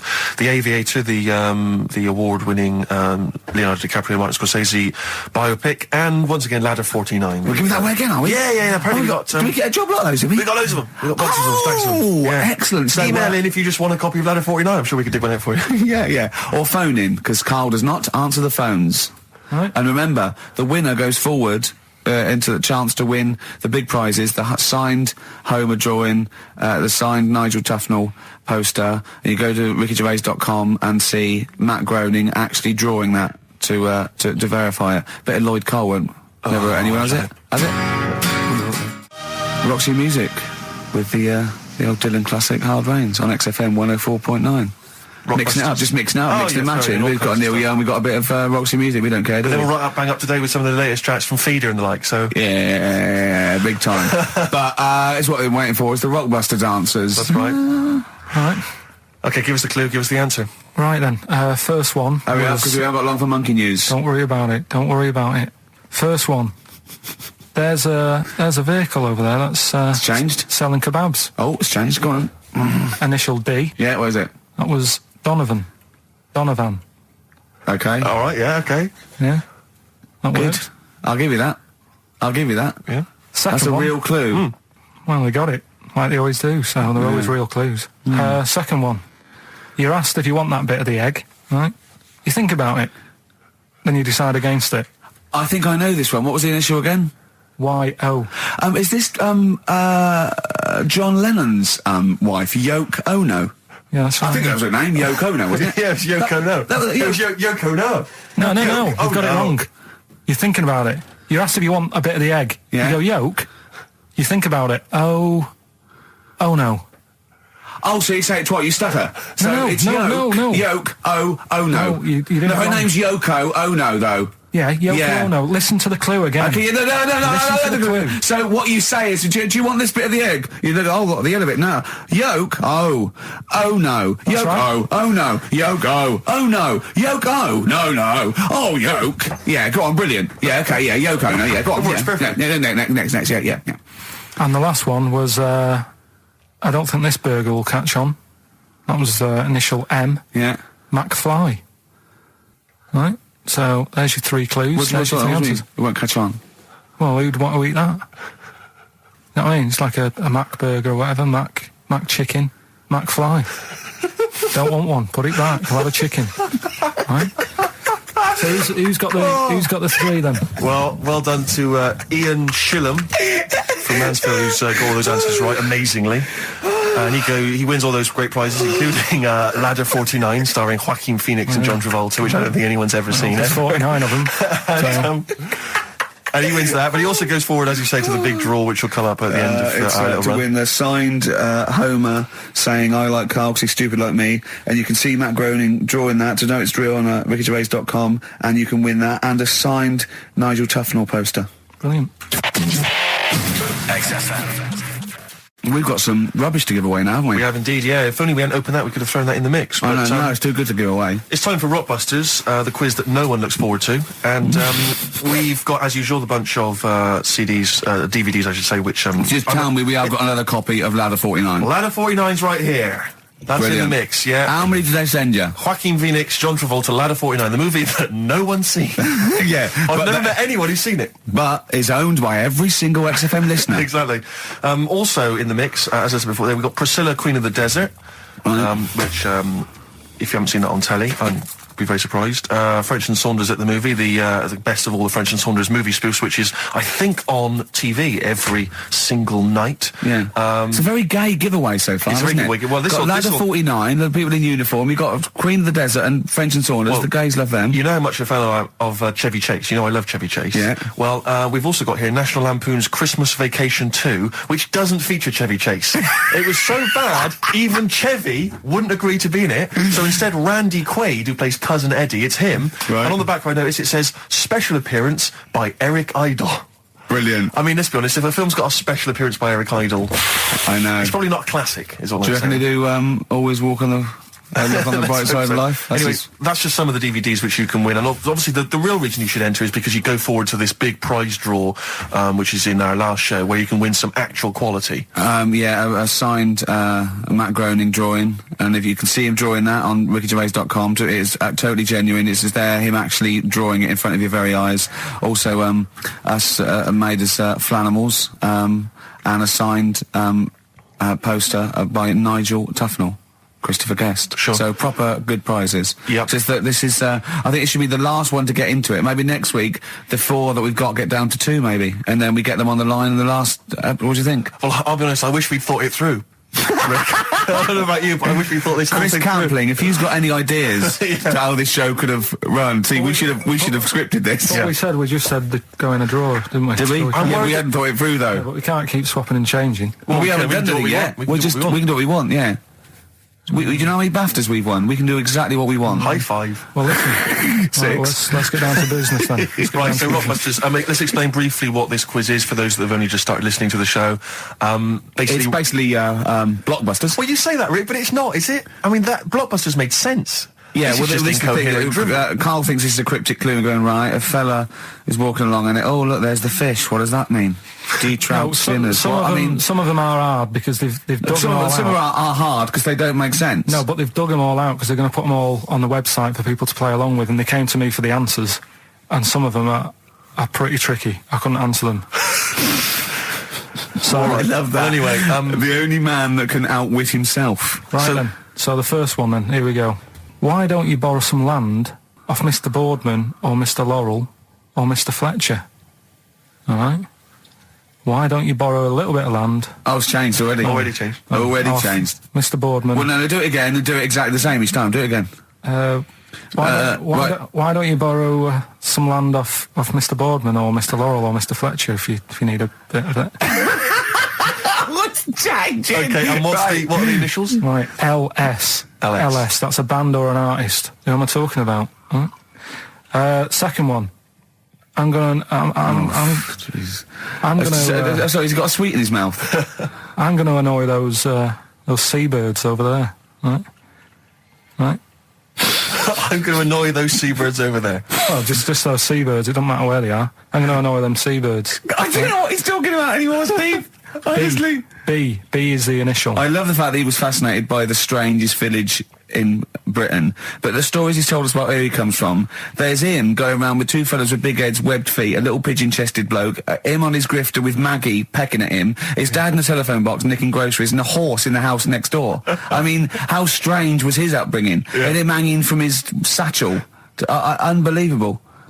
There's another woman who I remembered. Actually, I'll tell you later. Go on, what? I'll tell you later about another woman who I remembered. Give us a teaser. It's just a woman who rode around on a 3-wheeled bike with her husband in a basket. Right, I'll tell you about Right, and the final You don't get clue. teasers like that on any other radio That's a hell of a funeral service.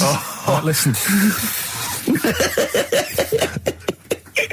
Right, the final clue. What the Scouse fella said to the robber who he found in his house next to his vineyard. Oh, Jesus Christ. What? Again? Right, so what the Scouse fella said Right, this is going to be a pronunciation thing. to the robber he found in his house. Oh, God, which was I've next to lost his- the will to live. I want to get in that woman's basket on the street and just be driven round And for the rest of my life. the initials there, AW. AW. Who is it? All right. Well, Email in and that. shall we have also on the text 83XFM? You can win Christmas one to get National all Lampoon's three. Christmas Vacation 2 and Ladder 49. Bit about it? Yeah, what's that, man?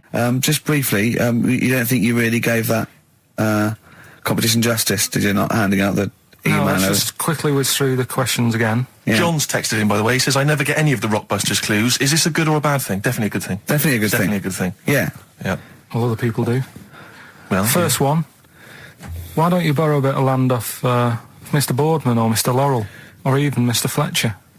Right. LS. Second one. I'm gonna annoy those seabirds. Right. B. And the last one. What the Scouse fella said to the robber he found in his house next to his vineyard. AW. If you know what they are, email in or text in. Tell us about the woman.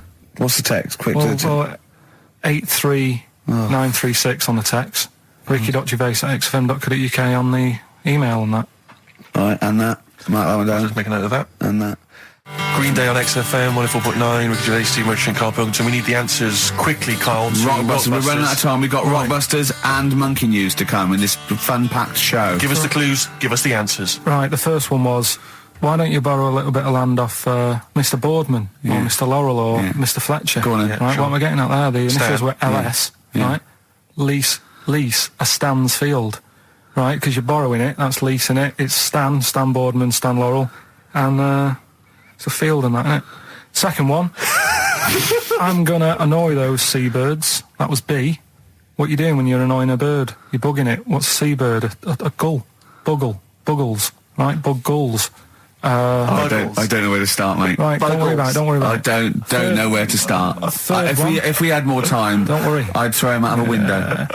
Right. What the Scouse fella said to the robber he found in his house next to his vineyard. Go on then. That was AW. Yeah. That was A, me Winehouse.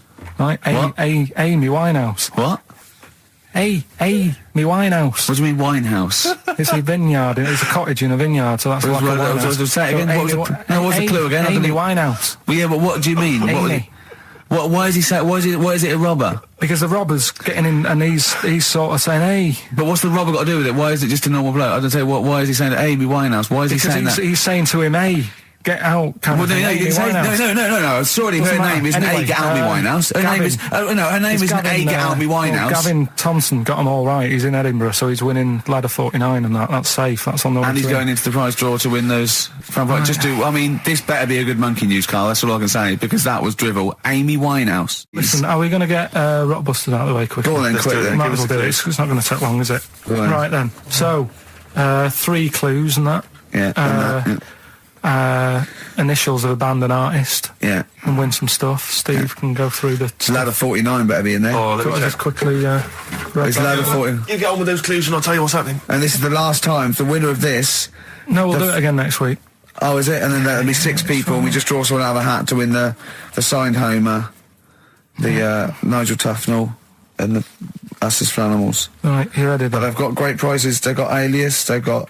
They've got Alias, they've got The Aviator, a Batman cartoon series, M. Night Shyamalan's The Village, atrocious film, and Ladder 49, there it is. Brilliant. It's in there. Joaquin Phoenix, John Travolta. Their greatest challenge lies in rescuing one of their own. Brilliant. Go on then, Carl. Right, the first one then. When I'm ill, I throw up horse food. When I'm ill, I throw up horse food. How can that work? What's going on there? The initials there, I-H. Right?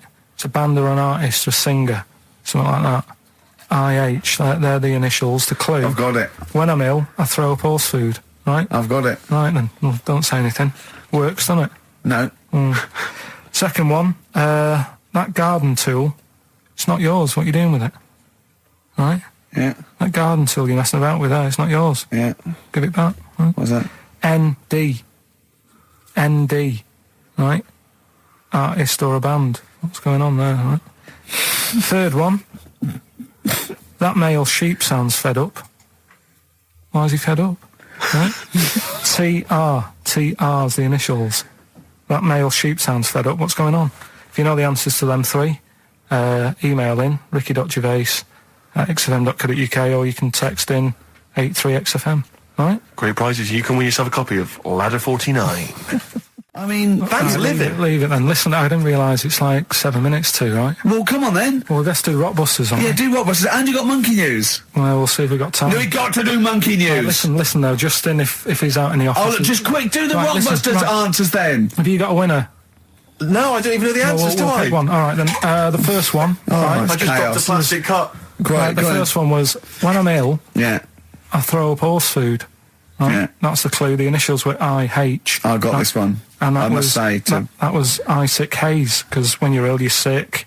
What do horses eat? They eat hay. I sick haze. I sick haze is the answer. You got that. Second one, that garden tool you've got, it's not yours. What you doing with it? Right? ND. That was different. That was what's a garden tool? A rake. Right? If it's not yours, what have you done? You've nicked it. You've nicked Drake. You've nicked that rake. Nick Drake. Nick Rake. Right? So that's ND. You got that? I don't know where That's to start. fine. No, that's fine. That's fine. The third one, that male sheep sounds well fed up. Go on. What's up with it? That was TR. That was that ram. That's a ram. That's a male sheep. It's fed up. It's moaning. Ram moans. Ramones. The Ramones. So they got that as well. Well, let's give it to Jenny McKean from Isle of Wight, because she's got all three of those answers. And Right, straight onto monkey news. It better be better no, than let's that. play a record. Too We've much. got We've got to do monkey news. It's only 5 minutes to go. We've got time for a record and then some monkey Yeah. news, surely. Bit of XTC. We got the Rockbusters, and then we give away. I just saw those. I'll finish the sentence in a minute. I look forward to it. I'm getting excited. I'm getting excited. So we got so much to pack in. I haven't got time to finish all mine. So listen, right? You know the things we're giving away: the signed little Homer, the Nigel Tufnell thing, and the Flanimals. Right? It looks brilliant. They've done a brilliant job. The people here at XFM. So take back all you were saying about them, Carl. And also, we should say as well, you've still got a chance to win that, because if you get today's Rockbusters, you go straight into the hat for Yeah. the big draw, so you've still got a chance to win all those top prizes. Play a record. Bit of monkeys. Yeah. Have we got Ladder 49 today? Rick, there's a number of cracking DVDs, as ever, on Rockbusters. We've got The Life Aquatic with Bill Murray. We've got Howard and Kumar Get the Munchies, hilarious stoner comedy, and Batman the Animated Series. And Ladder 49, there it is. Joaquin phew, Phoenix, yes. John Travolta. If you've ever seen Ladder 49, then you can give us a quick text review on 83XFM. I'd be interested to know if it's Why are actually you worth giving watching. away one a week for the last 6 weeks? Yeah. Well, we better do them then. Let's do Rockbusters for the last time. You can win those amazing prizes. All right. As always, just a little cryptic clue. Some initials of a band or an artist. Work it out, email in or text in. That's it, isn't it? Mm-hmm. Right, the first one. Richard's kid Yeah. cuts hair for a living. Right? Richard's kid cuts hair for a living. Right? Initials ED. Right? DD. Richard's kid cuts hair for a living. Second one. I have a problem saying the French word for well. Right? I think that's the right word anyway. I have a problem saying the French word for well. So what's that? That initial there is K. Right, band or artist. And then the third one, you take 8 kebabs, 2 kebabs, 57 kebabs, times it by 27 kebabs. Right? The fella is struggling to work it out. What's that? What's going on there? Right? It's a good question. DS is the answer there. 8 kebabs, 2 kebabs. I've got it. 57 kebabs, times it by 27 or what have you. Fella's struggling working it out. What is I've it? got that one. DS. So just email in ricky.gervais@xfm.co.uk or on the text 83936. Yeah. Yeah, and you can win Ladder 49 and those other DVDs. Plus, you go into the draw, which we'll do before we leave, and you can win the signed by Matt Groening, personally drawn Homer Simpson. We've got the Spinal Tap poster signed by Christopher Guest, and also the original artwork of us as Flanimals. But they've all been framed. They've done a brilliant job. It really is a nice prize. I mean, almost too good to give away. A little bit annoying. Is it 'cause too it's late the to take original. that back? Well, I was thinking we could sneak in a copy. Yeah. Just a very bad photocopy, so it goes grey and Yeah. No, they're all originals. So get texting. All right. XFM. Well, how's it going with Rockbusters? Anyone got the answers? Actually, one guy has texted in, James in Deptford, he's offered some answers, and he says here, the guy that hated us, famously, of course, we should have remembered, Dickie Anderson. Dickie Anderson. Richard Anderson, of course. I don't know if Dickie's still listening. If he is, obviously email in ricky.gervais@xfm.co.uk and tell us what you've been doing, how you can keep him busy and stuff. Yeah. Nice to hear from him. Chris Campling hasn't called, has he, either? Yeah, The one that thinks that not only is this whole show scripted, imagine that, right? But that Karl is a character created by us. Yeah. He's actually an actor. Oh, if only we Look could at take credit that, for a that. shaved monkey we got. I still have that other girl in my head by Elvis Costello and Burt Bacharach on this final XFM show. Ricky Gervais, Steve Merchant, Karl Pilkington. Well, we nearly got to wrap it up. I think we've got to do the Rockbusters winner and give someone those lovely prizes. Monkey news, then we're out of here. We'll maybe come back, maybe do some Christmas specials. I don't want to make any promises. Right then, first one. First one was Richard's kids.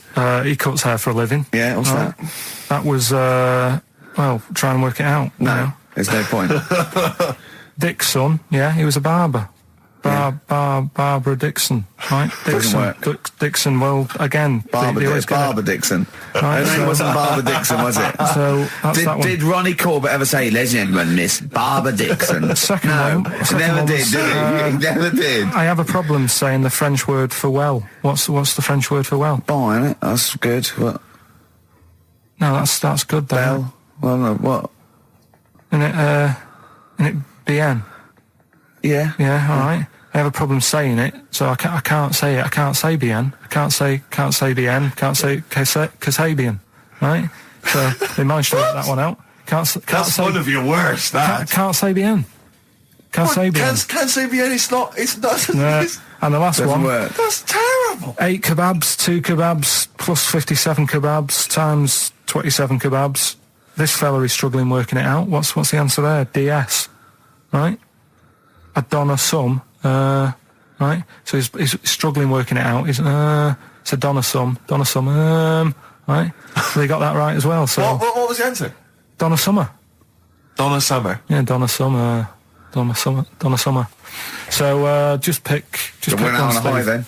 Steve, just pick one. We went out on a high. That was shocking. What about let's have a look. There's Well, it's the first one to get all three. Steve, what's the first one with all three? Well, there's so many here. Yeah, but it's just the first one that came through in time-wise. probably that one. No, I don't like Rob because he's been slagging us off. In fact, no, let's give it to Rob. He hates If he's the show. first, if he's the first... No, to be honest with you, Rob's been slagging us off, but at least he knows. I mean, at least he's got some taste. Yeah. You know? Yeah, well, what if he was the first, then Rob's the winner? Well, yeah, well, give Rob, he gets Ladder 49 and a bunch of other DVDs, but that means he goes straight into the you're hat putting him for in the big there now. draw. I'm just going to write his name now, I'm going to throw that straight in the hat. I can imagine that no one, even the people who've entered, are that excited. Not because the prizes aren't great, but I'm worried that they don't appreciate it, Rick. Do you know, I get the feeling that our listeners, they just don't appreciate the fact that we've gone to all this trouble, we've got the Homer Simpson drawing and things like that. I just feel like these people don't deserve it. And do you know what, it's weird, I just wish we had a better quality of listener. Like, people who listen to Radio 2, they deserve it, you know, they're elderly and infirm, some of them, it would really cheer them up, but our lot, you know, drug addicts, Yeah, let me pick you that know, out. truck drivers. So I've just put all the names in the hat, all the previous winners from the previous weeks, and Who's Rob as put it well. out? Is this Pilky going to put it out? Do you want Pilky or do you want Ricky? Oh, well, let's have the shaved monkey do it. Alright, plunge your hand in there. It's just that's one, isn't it? That's it, there? just pull that one out, check who it is. Right, it's Gavin Thompson in Edinburgh. Well done, Gav. Are we going to get them up there? That's not his problem. You got to post them. You got to pay. They're amazing prizes. Yeah, but the Spinal Tap one, it's about 5 foot, isn't it? Well, they can post it. It'll cost them a few quid. It's a radio station. I think he should have to come and collect it. No, just because then it'll at least Hold on. it'll prove that Where's he's he interested. from? Edinburgh. Give it to Bob Geldof. I'll give it to Bob Geldof. He's walking up there. So He can talk it. XFM. we should just point out as well, if you miss Rockbusters while we're away. Yeah, right. You can log on to xfm.co.uk/Rockbusters, where you can actually see Karl himself playing, introducing you to an interactive game of Rockbusters. Looks very much like Blockbusters. It does, surprisingly. But yeah, you can join into that. And there's also, talking of monkey news, there's a link on the website, I'm trying to think where you go. I think if you go on my little biography bit, someone's done some animation to some old monkey news. Oh, it's brilliant. Great. Right. Yeah. So if you're having withdrawal symptoms of monkey news, then you can find some classic And it's monkey news on animated. there. Classic monkey I feel news. drained today. Do you? Go on.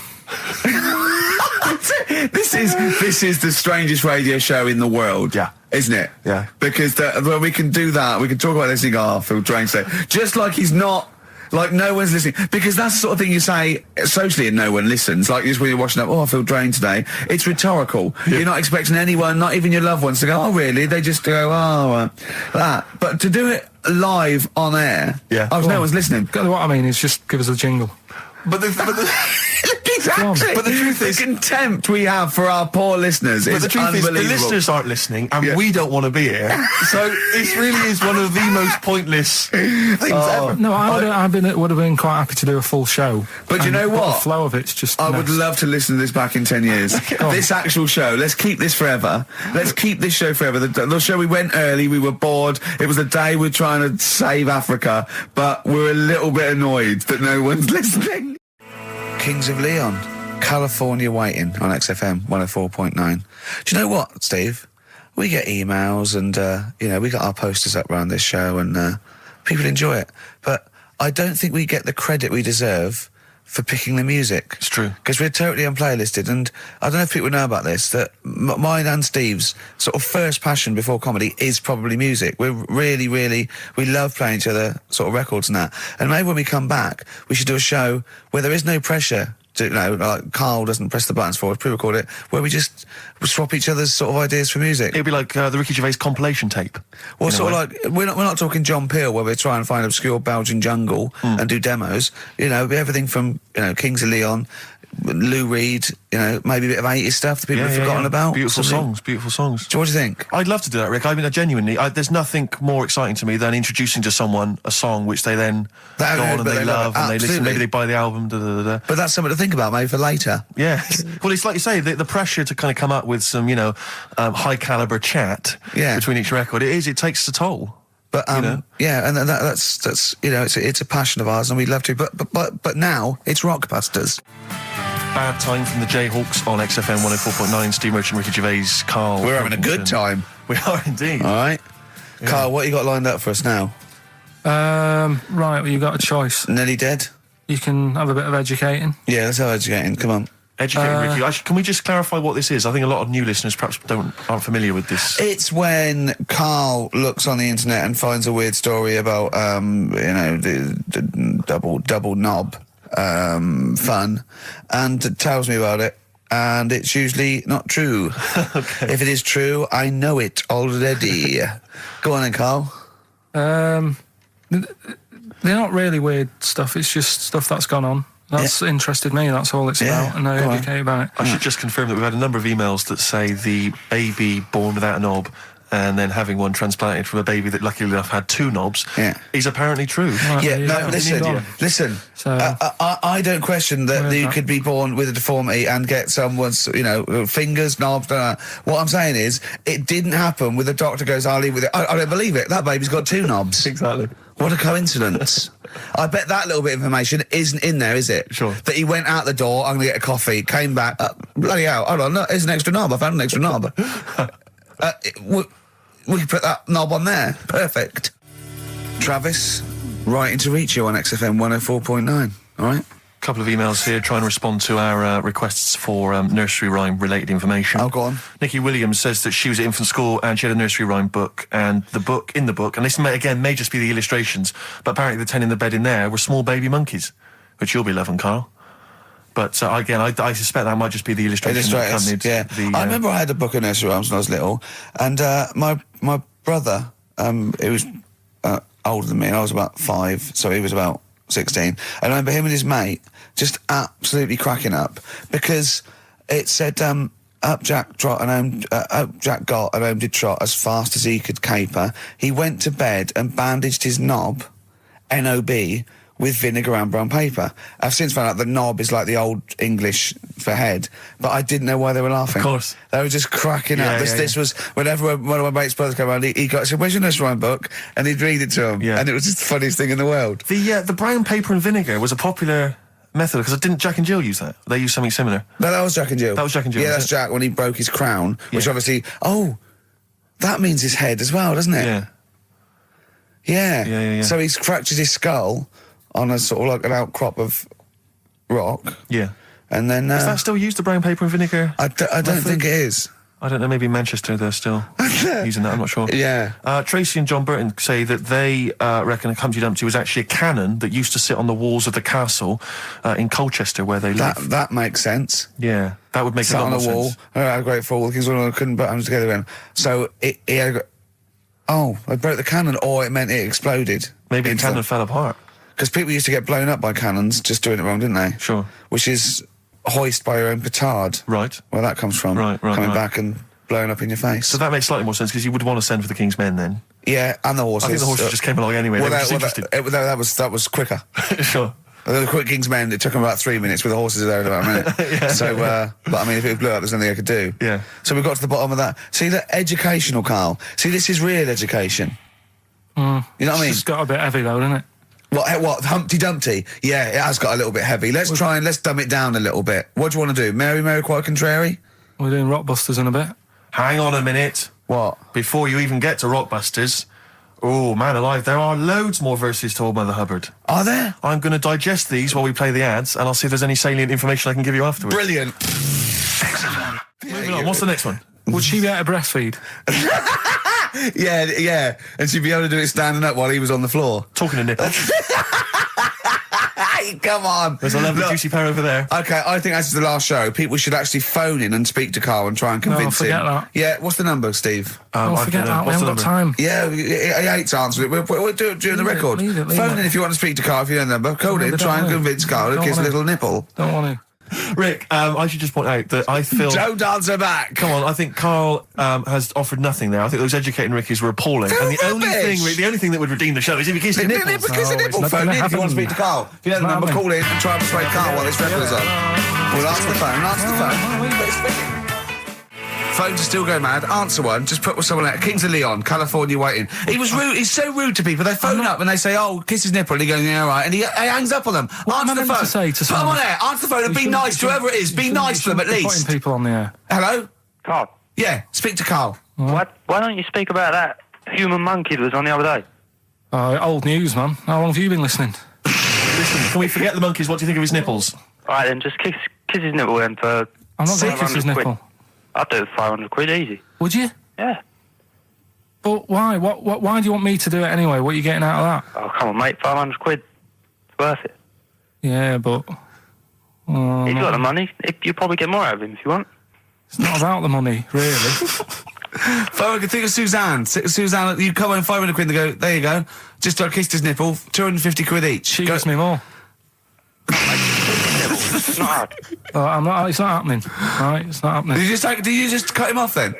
Well, there's another fella there. Who's that? My name's Linda. Right. All right, Linda, you all right? What would make your day, Linda? If Carl actually gave it a lick, not just a kiss. Forget it. Go on. I think what else has gone on? Well, while you're thinking, Carl, I should just tell you now, you threw that question out earlier, why are ginger people historically mocked? We've had a couple of responses on the text, 83XFM. Again, as ever with XFM listeners, don't believe what they say, don't trust what they say. But one of them... have we got any respect for anyone in the world? I'll get back to you. Pete in Tooting, now, again, I think this is nonsense. He claims that the reason ginger people are disliked is because Judas was ginger. From the Bible.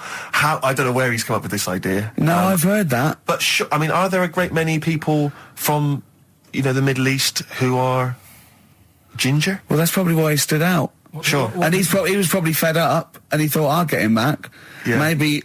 Unless he had his hair dyed ginger when he was on the witness protection scheme. Which presumably he had to go into after all came out in the book. What did he do? What did he do? He stitched him up, didn't he, to the Romans, didn't he, Judas? Did he do it for 40 pieces of silver or something? I'm not big on the Bible, but apparently... Incidentally, if you'd like us to stitch up any kind of messiahs for 40 pieces of silver, just get in touch, 83XFM. We're willing to do that for you as well. But that's one explanation. There's another one here, which is, again, I don't believe this for a moment. It says, ginger people get a lot of stick because in Elizabethan times, people with ginger hair were told that their mother had slept with the devil. And that was why their hair was ginger. So there's two options. Maybe if you've got some more, you can any more spurious thoughts, then get in touch. The Pogues, Rainy Night in Soho. I hope there isn't a rainy night in Soho tonight, Rick. I'm sure you're one of those who agrees with me. Listen, we just had an email here from a guy called James Lee. He says, hi, just writing a bit of info on the scientists in Antarctica. I'm a scientist who's just come back from one of the Antarctic bases called Halley, or Haley. There are 15 people staying there over the Antarctic winter. The scientists are looking mainly at the atmosphere, things like the ozone hole and meteorology. Right. I think there are 6 scientists staying over the winter, as well as a doctor, electrician, mechanic, and a carpenter, and so on. And so he's saying they do listen. They have the internet, so they maybe could listen to the show on the internet. And if you get the chance, say hi to Francis, and the rest of the winter is for me. Sure, no problem. Yeah, thanks, James. But yeah, there they are. That's what they're doing. That's what they're up to. But why are they asking you for a message though? When I mean, have these people got families and that, or are they convicts, or? No. What do you mean? Of course they got. They probably do get messages from their family. Well, why are you doing one for one? Is that, I mean, say, do you know, like you see it in, like, Porridge and stuff like that, where if someone's in prison and no one visits them, yeah, and they sort of look a bit fed up and that, is this message that you're doing for like, people who don't get a letter in the post from... Brilliant. So they put this on the shelf until someone doesn't get one. All right, Hargreaves? Yes, sir, I didn't get a message today, sir. Yeah, I've got a message, Hargreaves. I've what, sir? Hargreaves, you have got a message. Really, sir? From Ricky Gervais. Really, sir? And I give it... Don't talk, please. There are scientists listening. Try to keep the talking shit down to a minimum today. What's annoying me is, right, they're saying this stuck over there for months, but it seems to me like they're wasting a lot of time. Right? Why? Well, you're saying they probably watch DVDs. They're saying they've got internet access. Yeah. Yeah? Well, I'm wrong. Listening to messages, yeah, get the job done and go home. Well, that's so. Well, then we don't have to tell them anything then, because they listen to the internet. If they've got the internet, then yeah, it's a waste of time. Good point. Play a record. Well, hang on. Before that, here's a good point. You've had a long time to research what's been going on in the world. We just had an email here from Nicholas who says, "Why haven't you told them about the recent pig Olympics that just went on in China?" You've missed that one, Karl. Once again. Who won? XFM. Anthony and the Johnsons. Isn't that beautiful? Interesting. Hope there's someone on XFM 104.9. I'm Ricky Gervais, with me Steve Merchant and Karl Pilkington. Well, Karl, more revelation. We were talking about it last week, but Karl brought it up again just now. Didn't want to go to the doctors, didn't want to have a full sort of body checkup that may save his life, because he saw on the website they do a test where they have to insert a finger in his arse. Oh, don't tell me about it. Why? Don't put it on the website. Just put, we look at your heart. Yeah. We check your blood pressure out. Yeah. And then they could just do it quickly. Could just sort of say, right. How do they do it quickly? No, but what I'm saying is, it's worse, isn't it? Going in there, knowing that, I mean, they've got it on the website. So you're on the journey on the bus thinking, in about 20 minutes, I'm going to have a finger up my arm. But they're doctors. Yeah, but just they're not doing it for a laugh. They're not filming it with a two-way screen. They're not putting on boxing gloves so it hurts more. They're up. Oh, it's prostate's all right. Out again. Out again. I'm just saying, in the day, the sort of... Do you think they're in the pub going, here he comes? It's Pilkington. I had my finger up his arse today. Do they allow ladies to do that? Do they allow female doctors to do it? Of course they do. They're doctors. No, that's worse. Though. You're sounding like him. No, I'm just interested in, because, you know, do they allow female doctors to do the finger up the arse thing? Well, of course they do. They're doctors. Forget the female and male. They are doctors. Right, do you know any female doctors to do that? But what I mean is, isn't it a bit like if you're being searched at an airport, you know, and you're a woman, they send in a woman person to search you. They don't send in a bloke to do it. Is that the same thing? Yeah, they probably trust someone who's gone through 6 years medical college not to be taking the piss as opposed to a fat security guard who couldn't get anything else. Do you know what I mean? What are you talking about? There's doctors all the time coming out in the papers, they gave them this so they could look at their boobs or whatever, or, you know, it's all you're always hearing stuff about dodgy doctors. But what I'm saying is, the reason why they do that at security, because there's lots of security people, and they can, you know, for your own, you know, for your own modesty, there's a female one to search females and a male one to search males, and that's fine. But there's not like 4 or 5 GPs to choose from, and you go in there and you go, is it your arse and testicles? Do you want a bloke or... you know, but what about you what accept if they've it. got long fingernails? They don't have long fingers. What do you think this female GP looks like? She's sitting behind the desk like Cruella de Vil with cleavage and long red false nails going, "Hello, love, bend over. This may hurt a little bit." There's gloves and Vaseline. I don't believe there's two of you now in the room. Karl, they're doctors. They have to, what would you rather do than put the hand down your throat and round your alimentary canal to feel your arse? It's a quicker way in. You seem to know a lot about these doctors who stick fingers up people's asses. You're a very well-informed gentleman about this sort of thing. Well, say if they did find something. Yeah. Would you then have to get, like, a second opinion, so someone else's finger? Well, no. They test it to see if there's anything suspicious. That it's usually a swollen prostate, which can be anything. So they catch it early, and that's it. They feel up there. But if you want a second opinion, then the same doctor will just stick a thumb up and have a feel around them. Yeah. So it always works in the same way. Yeah. Well, if there's a doctor who can, I don't know, put me at ease. I mean, surely there's another way around it. I don't believe that. I mean, what is this? 60 million people or something in the world, isn't there? 60 billion or something? Well, 6 billion, something? Yes, you got it. Right. You hit it. Well done. That's good work. Right, so yeah, there's 6 billion, did I say? Yeah, what's 6 billion then? Loads, isn't it? Yeah, but... So if you want a doctor to phone up to assure you that the finger at the bum thing's not painful and that it's necessary, and Just that that it's it's not just someone necessary, trying to get really. kicked. Just that it's not an easy way round. All right, what's Do you the know what I phone mean? number here? It's, changed, haven't they? Oh, You're the producer! Hang on, here it is. 0871 222 1049, and I think you select option 1. It tells you anyway what to do. Please, if you're a GP, or you've, even if you've completed medical, I mean, we want a qualified doctor, really. Anything else is not good enough for Karl Pilkington. We'd love to, you can ask him all the other questions, because Karl, as I said last week, he doesn't feel his own testicles because he doesn't like the feel. Yeah. So, I'd like a doctor to explain to him how necessary that is. And this is truthful as well. I've got a very slight pain around the genital area at the moment, and I think it might be some kind of groin strain, but I'm a little bit anxious, not entirely sure Yeah, what it is. you've been with me twice when I've gone along to get them checked. Yeah. And I go, oh, what's that? Yeah. It's terrible. I mean, but, it's usually... I think you're in a pretty low risk, aren't you? I'd hope so. You're coming out of the 20s. I think testicular sort of... I shouldn't be doing this. I'm not qualified. No. They told... All they said was to me sort of like his 20s and 50s. Mine... So we're in... Mine sort of felt like they dropped a bit the other week when I was on holiday. I don't know if that's... like when you're relaxing, or I was wearing shorts a lot. How far? If it's 2 foot, it's too far. I was having problems walking.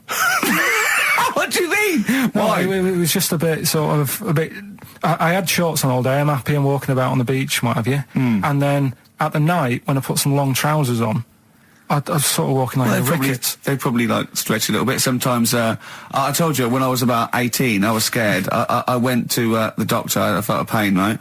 And because I was doing biology, I thought I'd show off this doctor. I said, I've got a pain, I think it feels like it starts in the epididymis and goes up through the urethra either. And he went... Finger up the arse? He said, your jeans are too tight, they're squashing your balls.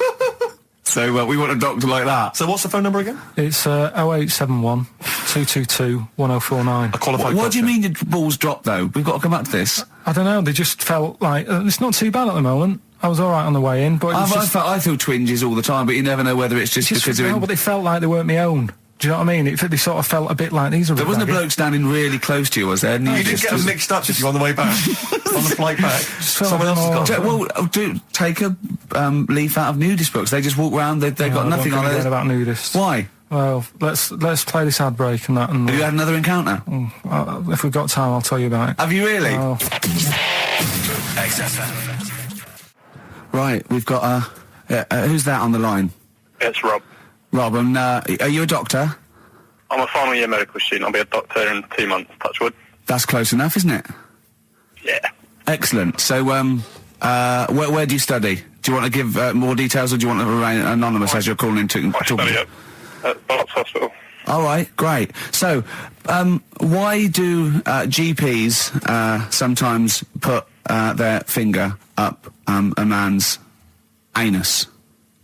To see what's there. If you've got hemorrhoids, if you've got an enlarged prostate, it's either that or they stick up a big tube and have a look up with a light. What? And it's easier to do that.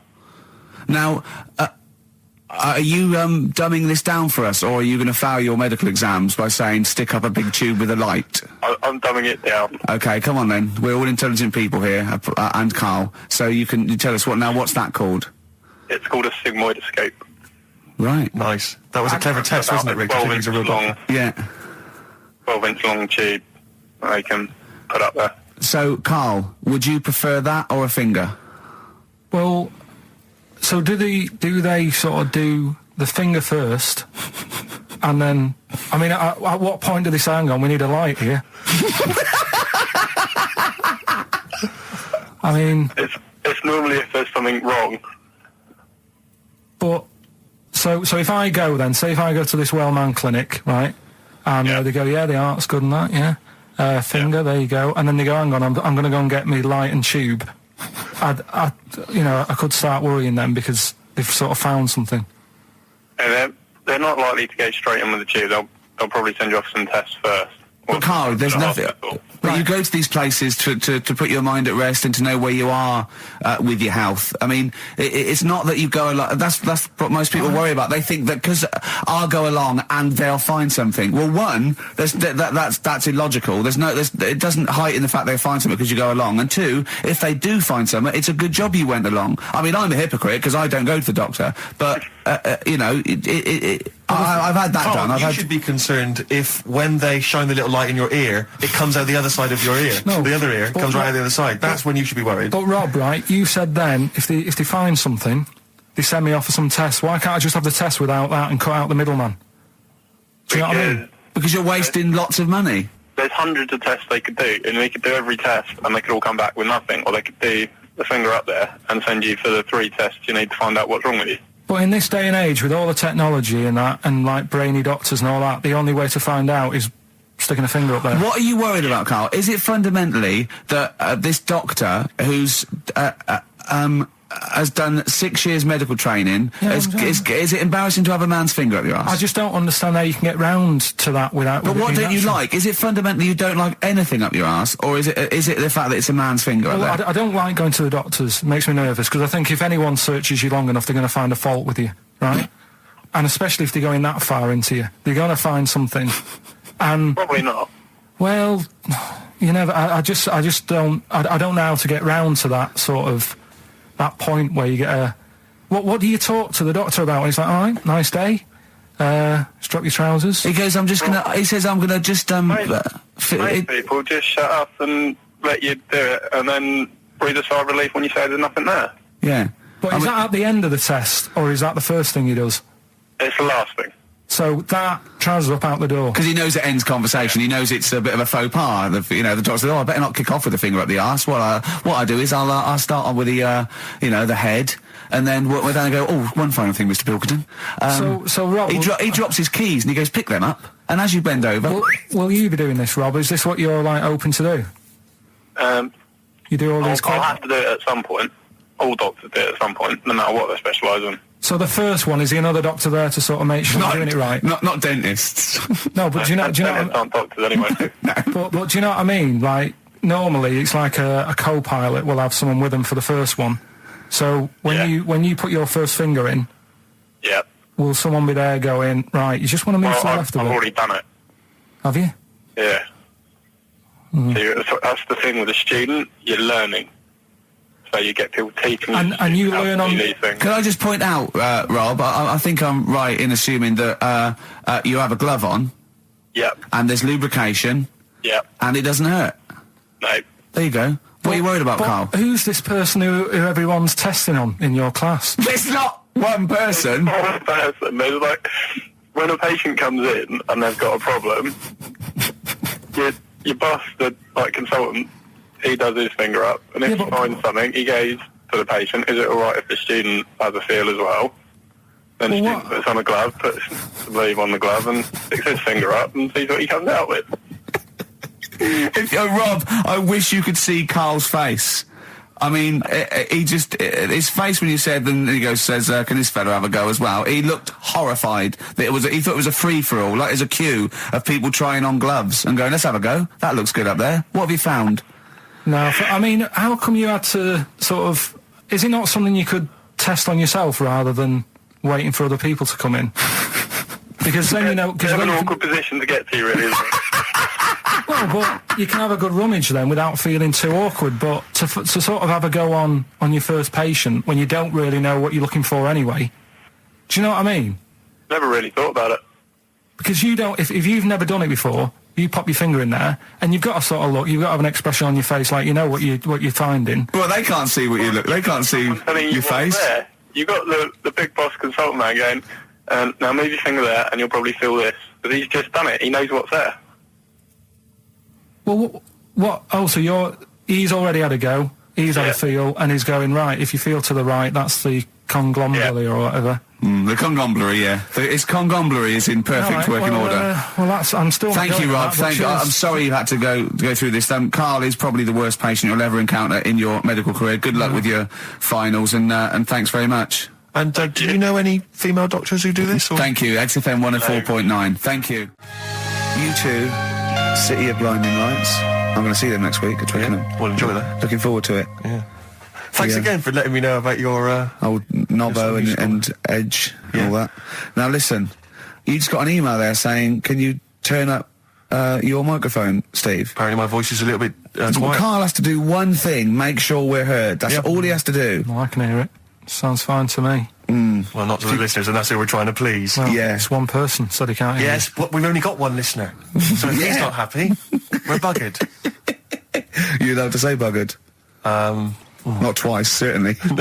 Once could have been a mistake. Yeah. Twice, pointing it out is definitely, complaint material. Neil Young from the album Zuma, and that's Pardon My Heart on XFM 104.9. Ricky Gervais, Steve Merchant, Karl Pilkington. We just had a text here that says, and I don't know what truth there is in this, as ever, but John says there is apparently a nude bike ride today in Hyde Park. Now, I can't believe that's the case, because I don't think it's allowed, is it? You can't ride around with your veg, can you? I don't know. Why would you want to? Well, good point. On a bike. On a bike, I like the fact that that's what disgusts him. I want. Do you know what? If we did appeal for a nudist to call in, I'd want a very specific sort. I want a German nudist, a middle-aged man called Helmut. Okay. If there is any, or the closest one to it. So I want a middle-aged man from Germany. If your name is Helmut, you're in. But I'll accept hands. Carl would be good, wouldn't it? All right. Yeah. I think I'm wondering if the age might. Maybe we could broaden that. Okay, just a German nudist bloke. Right. Can he at least be fat? Can I find a fat German fella? If your name's Helmut, we're going to give you a big prize. Yeah. But any fat German fella who likes to get his sausage out. Sure. Okay. It's sauerkraut. Yeah. What's the phone number? 0871 222 1049. It'd be good just to get an email or a text over the contact, wouldn't it? And then I can just call them up in the week. Sure. And 83936 is the text number. I don't know what our audience demographic pans out like, Rick, but I'm suspecting that's probably a fairly small fraction of our listenership. I know, but there must be someone out there. If you know a fat German who likes to get his tackle out, phones are going. Straight away. Just answer it, Carl. Just answer it. Just potluck. It could be anything. Well, just see what it is. To be fair, it could be a nutter.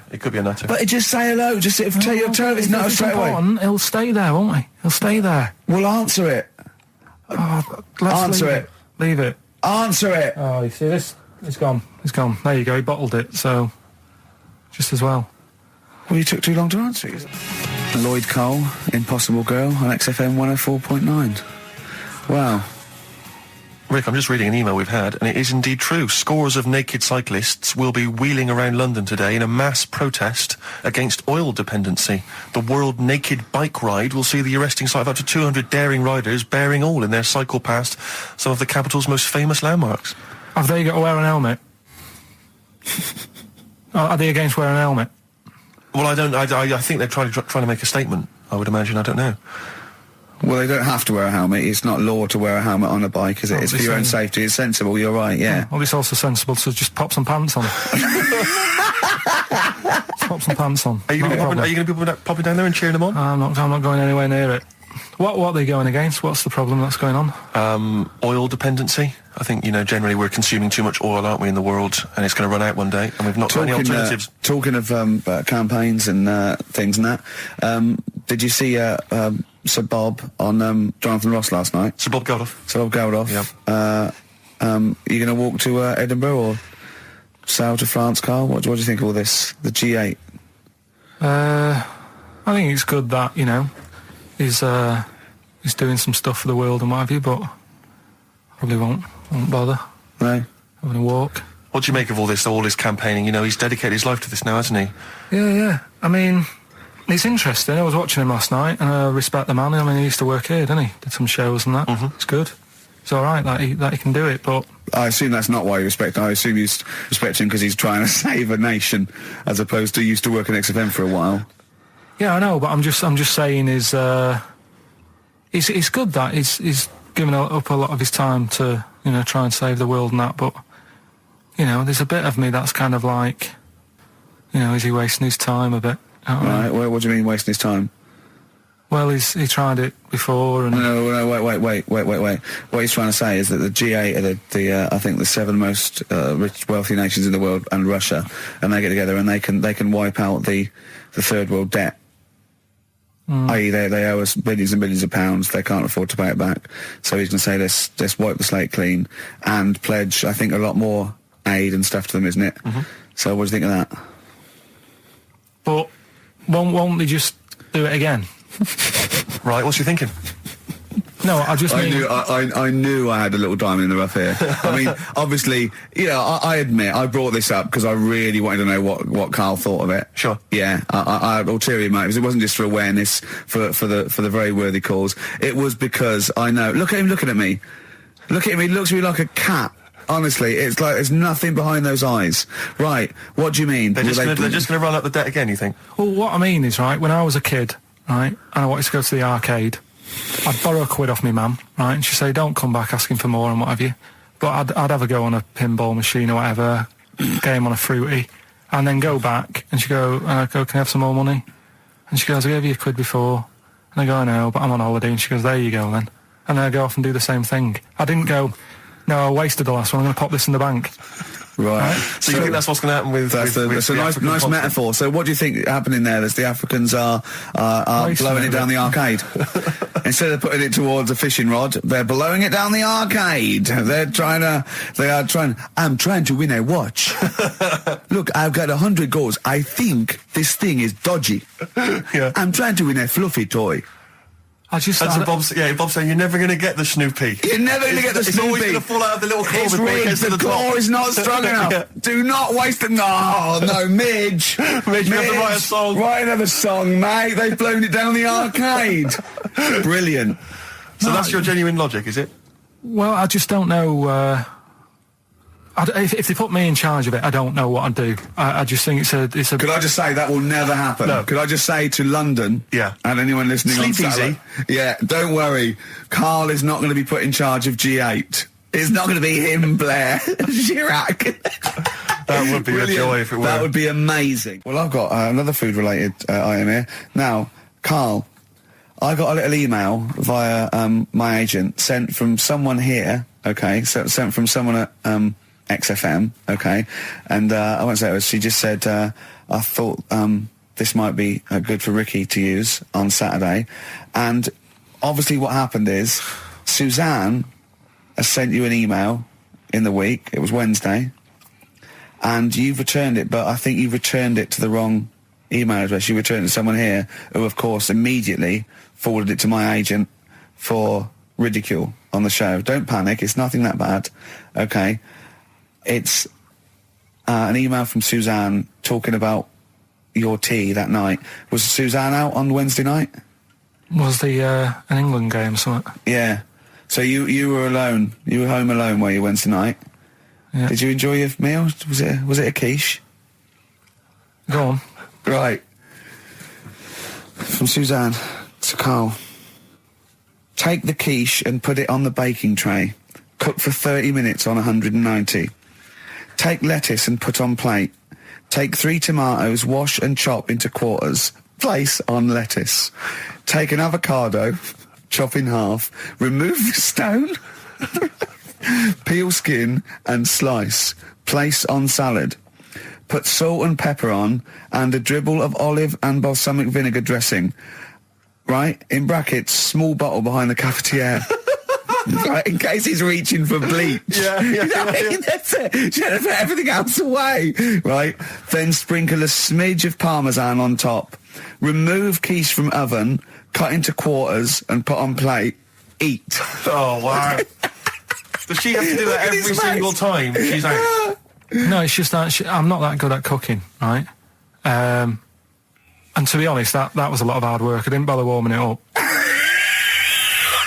And I did without the avocado. Why? Too much messing about. He didn't even do that with instructions. It was too much. But yeah, I'm not that good at cooking. And Did you that's not cooking though, is it, Karl? That's heating up a slicing. quiche. That's cooking it is making the quiche. Yeah, but I'm just. Could you have figured that out if she hadn't left that note for you? Why did she have to tell you what the olive oil and balsamic vinegar was? Because I've put sort of cooking oil on my food once, and I said, oh, it's a bit.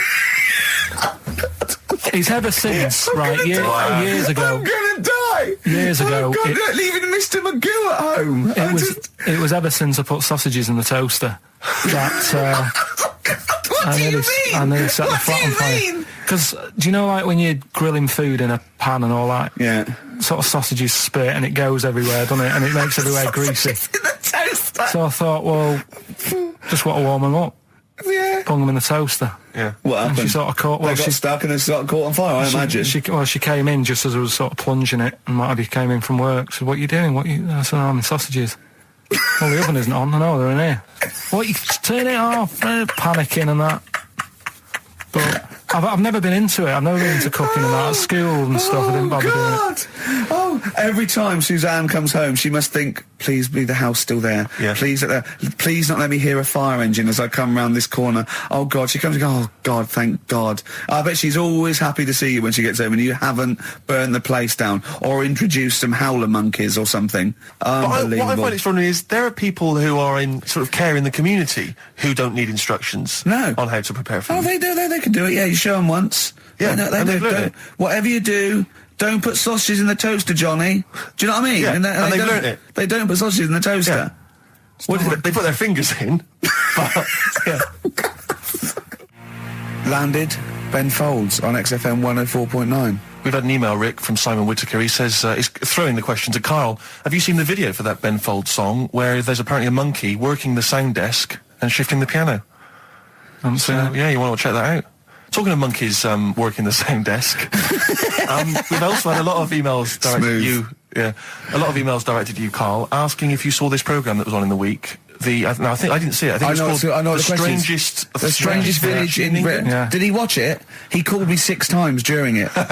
Called me 6 times. Now just explain briefly what this was, because I didn't see it. Well, it was a sort of an experiment. I think I can work out from the sort of 70s, and it was sort of run by, from what I can make out, mainly sort of German Christians. Right. And what it was people with various disabilities or mental illnesses, Down syndrome, autism, bewildered, and they were living normally in the community. And there was 300 people in the village. Half had some sort of problem, mental problem or disability, and the other half were sort of carers.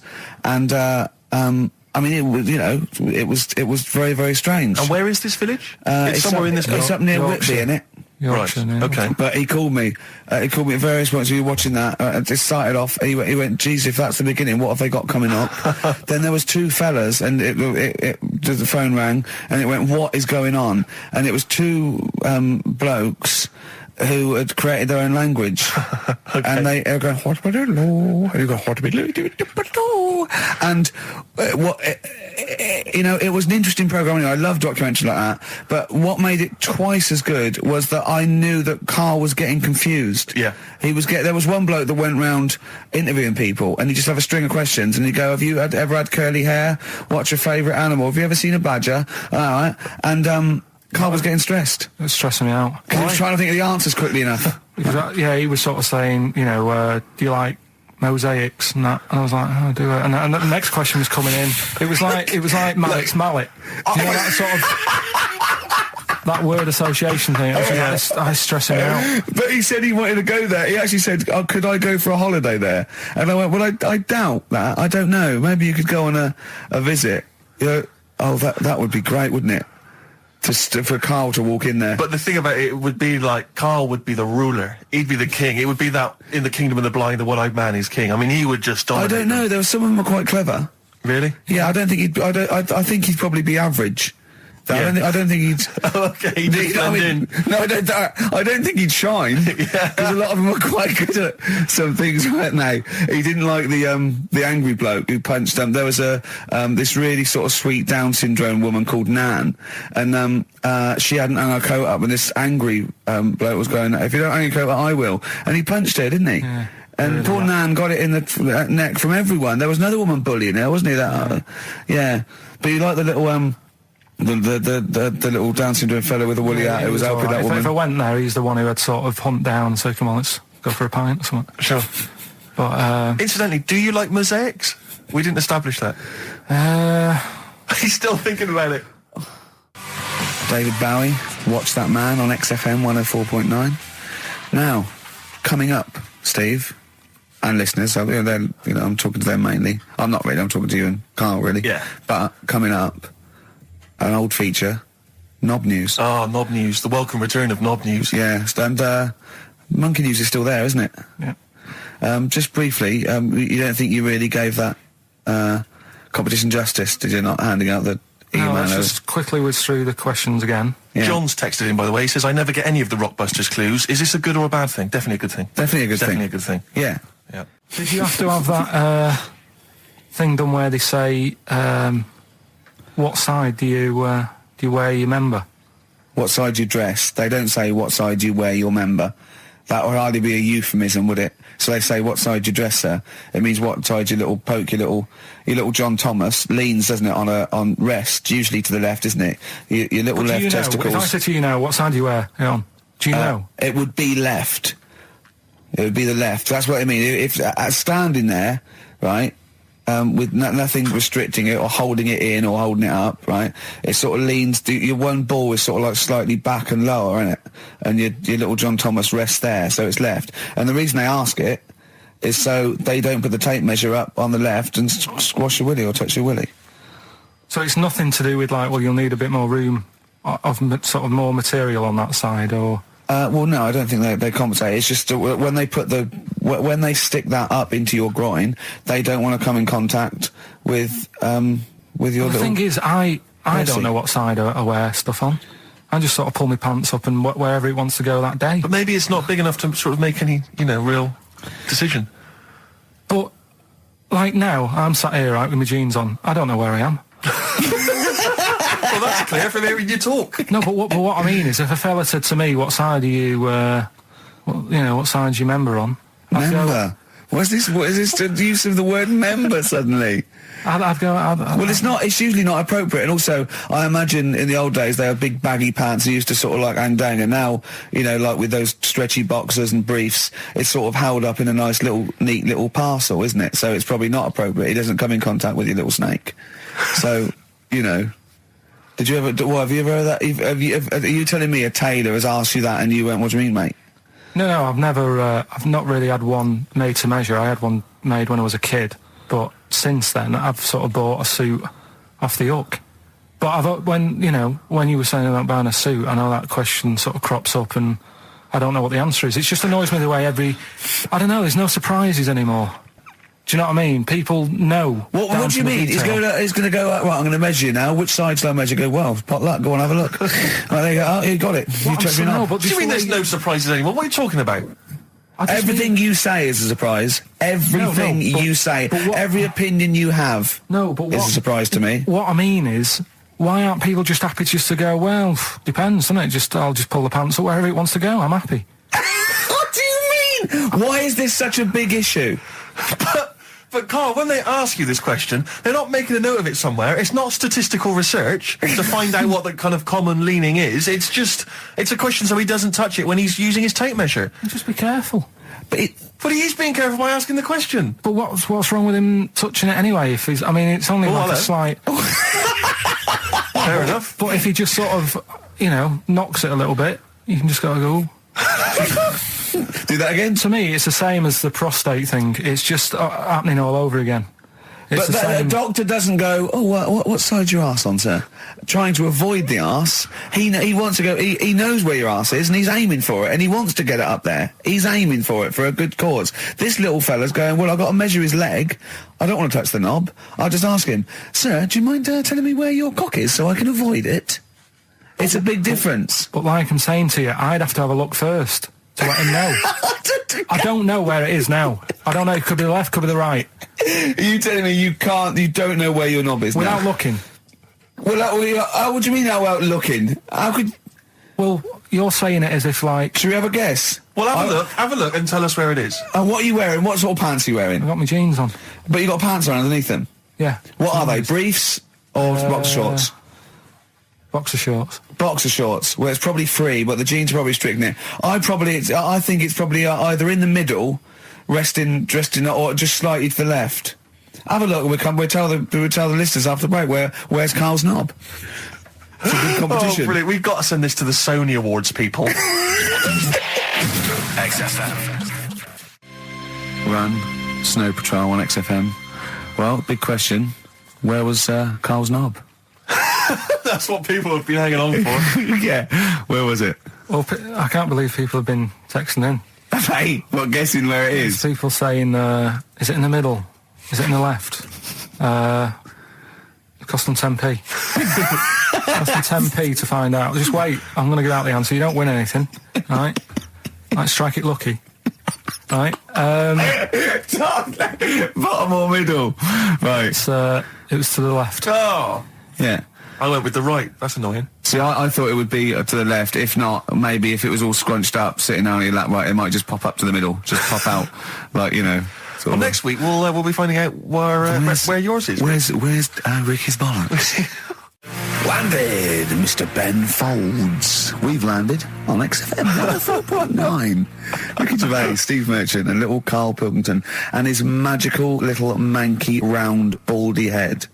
He was described as wacky mank in one of the papers this week. Really? Brilliant. Well, remember we were talking about it last week about he came round to my house and I popped out my Mr. Johnson to take a little look at. And his two that made daughters. The papers. That made the papers. Wow. What paper? It wasn't front page of the Times. It must have been like the Daily Star or something. Just squeeze Live 8 on the second page. Yeah, so wacky mank. Wacky mank. That's wacky great. Mank. Wacky mank. We had an email from someone that reckons they remember you from body popping round Salford way. Yeah, Eccles Precinct apparently. You know that, don't you? I wasn't doing it round there though. What do you mean? I was round Stretford. Stretford Arndale. And what were you doing? What sort of body popping was it? Just a bit of everything. Caterpillar. Bit of moonwalking. Do you have a little piece of liner you used to carry around? Well, mates had that. Right, you didn't borrowed theirs. Borrowed theirs. Were you any good? But you weren't breakdancing, were you? You weren't spinning on your head and stuff. You were more body popping. Well, I hope he wasn't spinning on his head, because that can sort of give you little brain damage and things. Well, it can give you brain damage. Also, it can wear your head down, and also makes your head perfectly round. Yeah. Because the gravity is pulling on. But if you keep on doing it, obviously it's going to wear your hair out, yeah. So you become sort of like a... Stupid, bald, and roundy-headed. Yeah. So I very much doubt that you did do any of that. Did you, Karl? Didn't do any of that. Embrace and Gravity on XFM 104.9. We've had a couple of texts. People obviously can text in 83XFM. That's the text number for the big quiz that's coming up shortly. Rockbusters, still your opportunity to win some of those cracking prizes. Enter your name in the draw if you can unravel the, I don't know what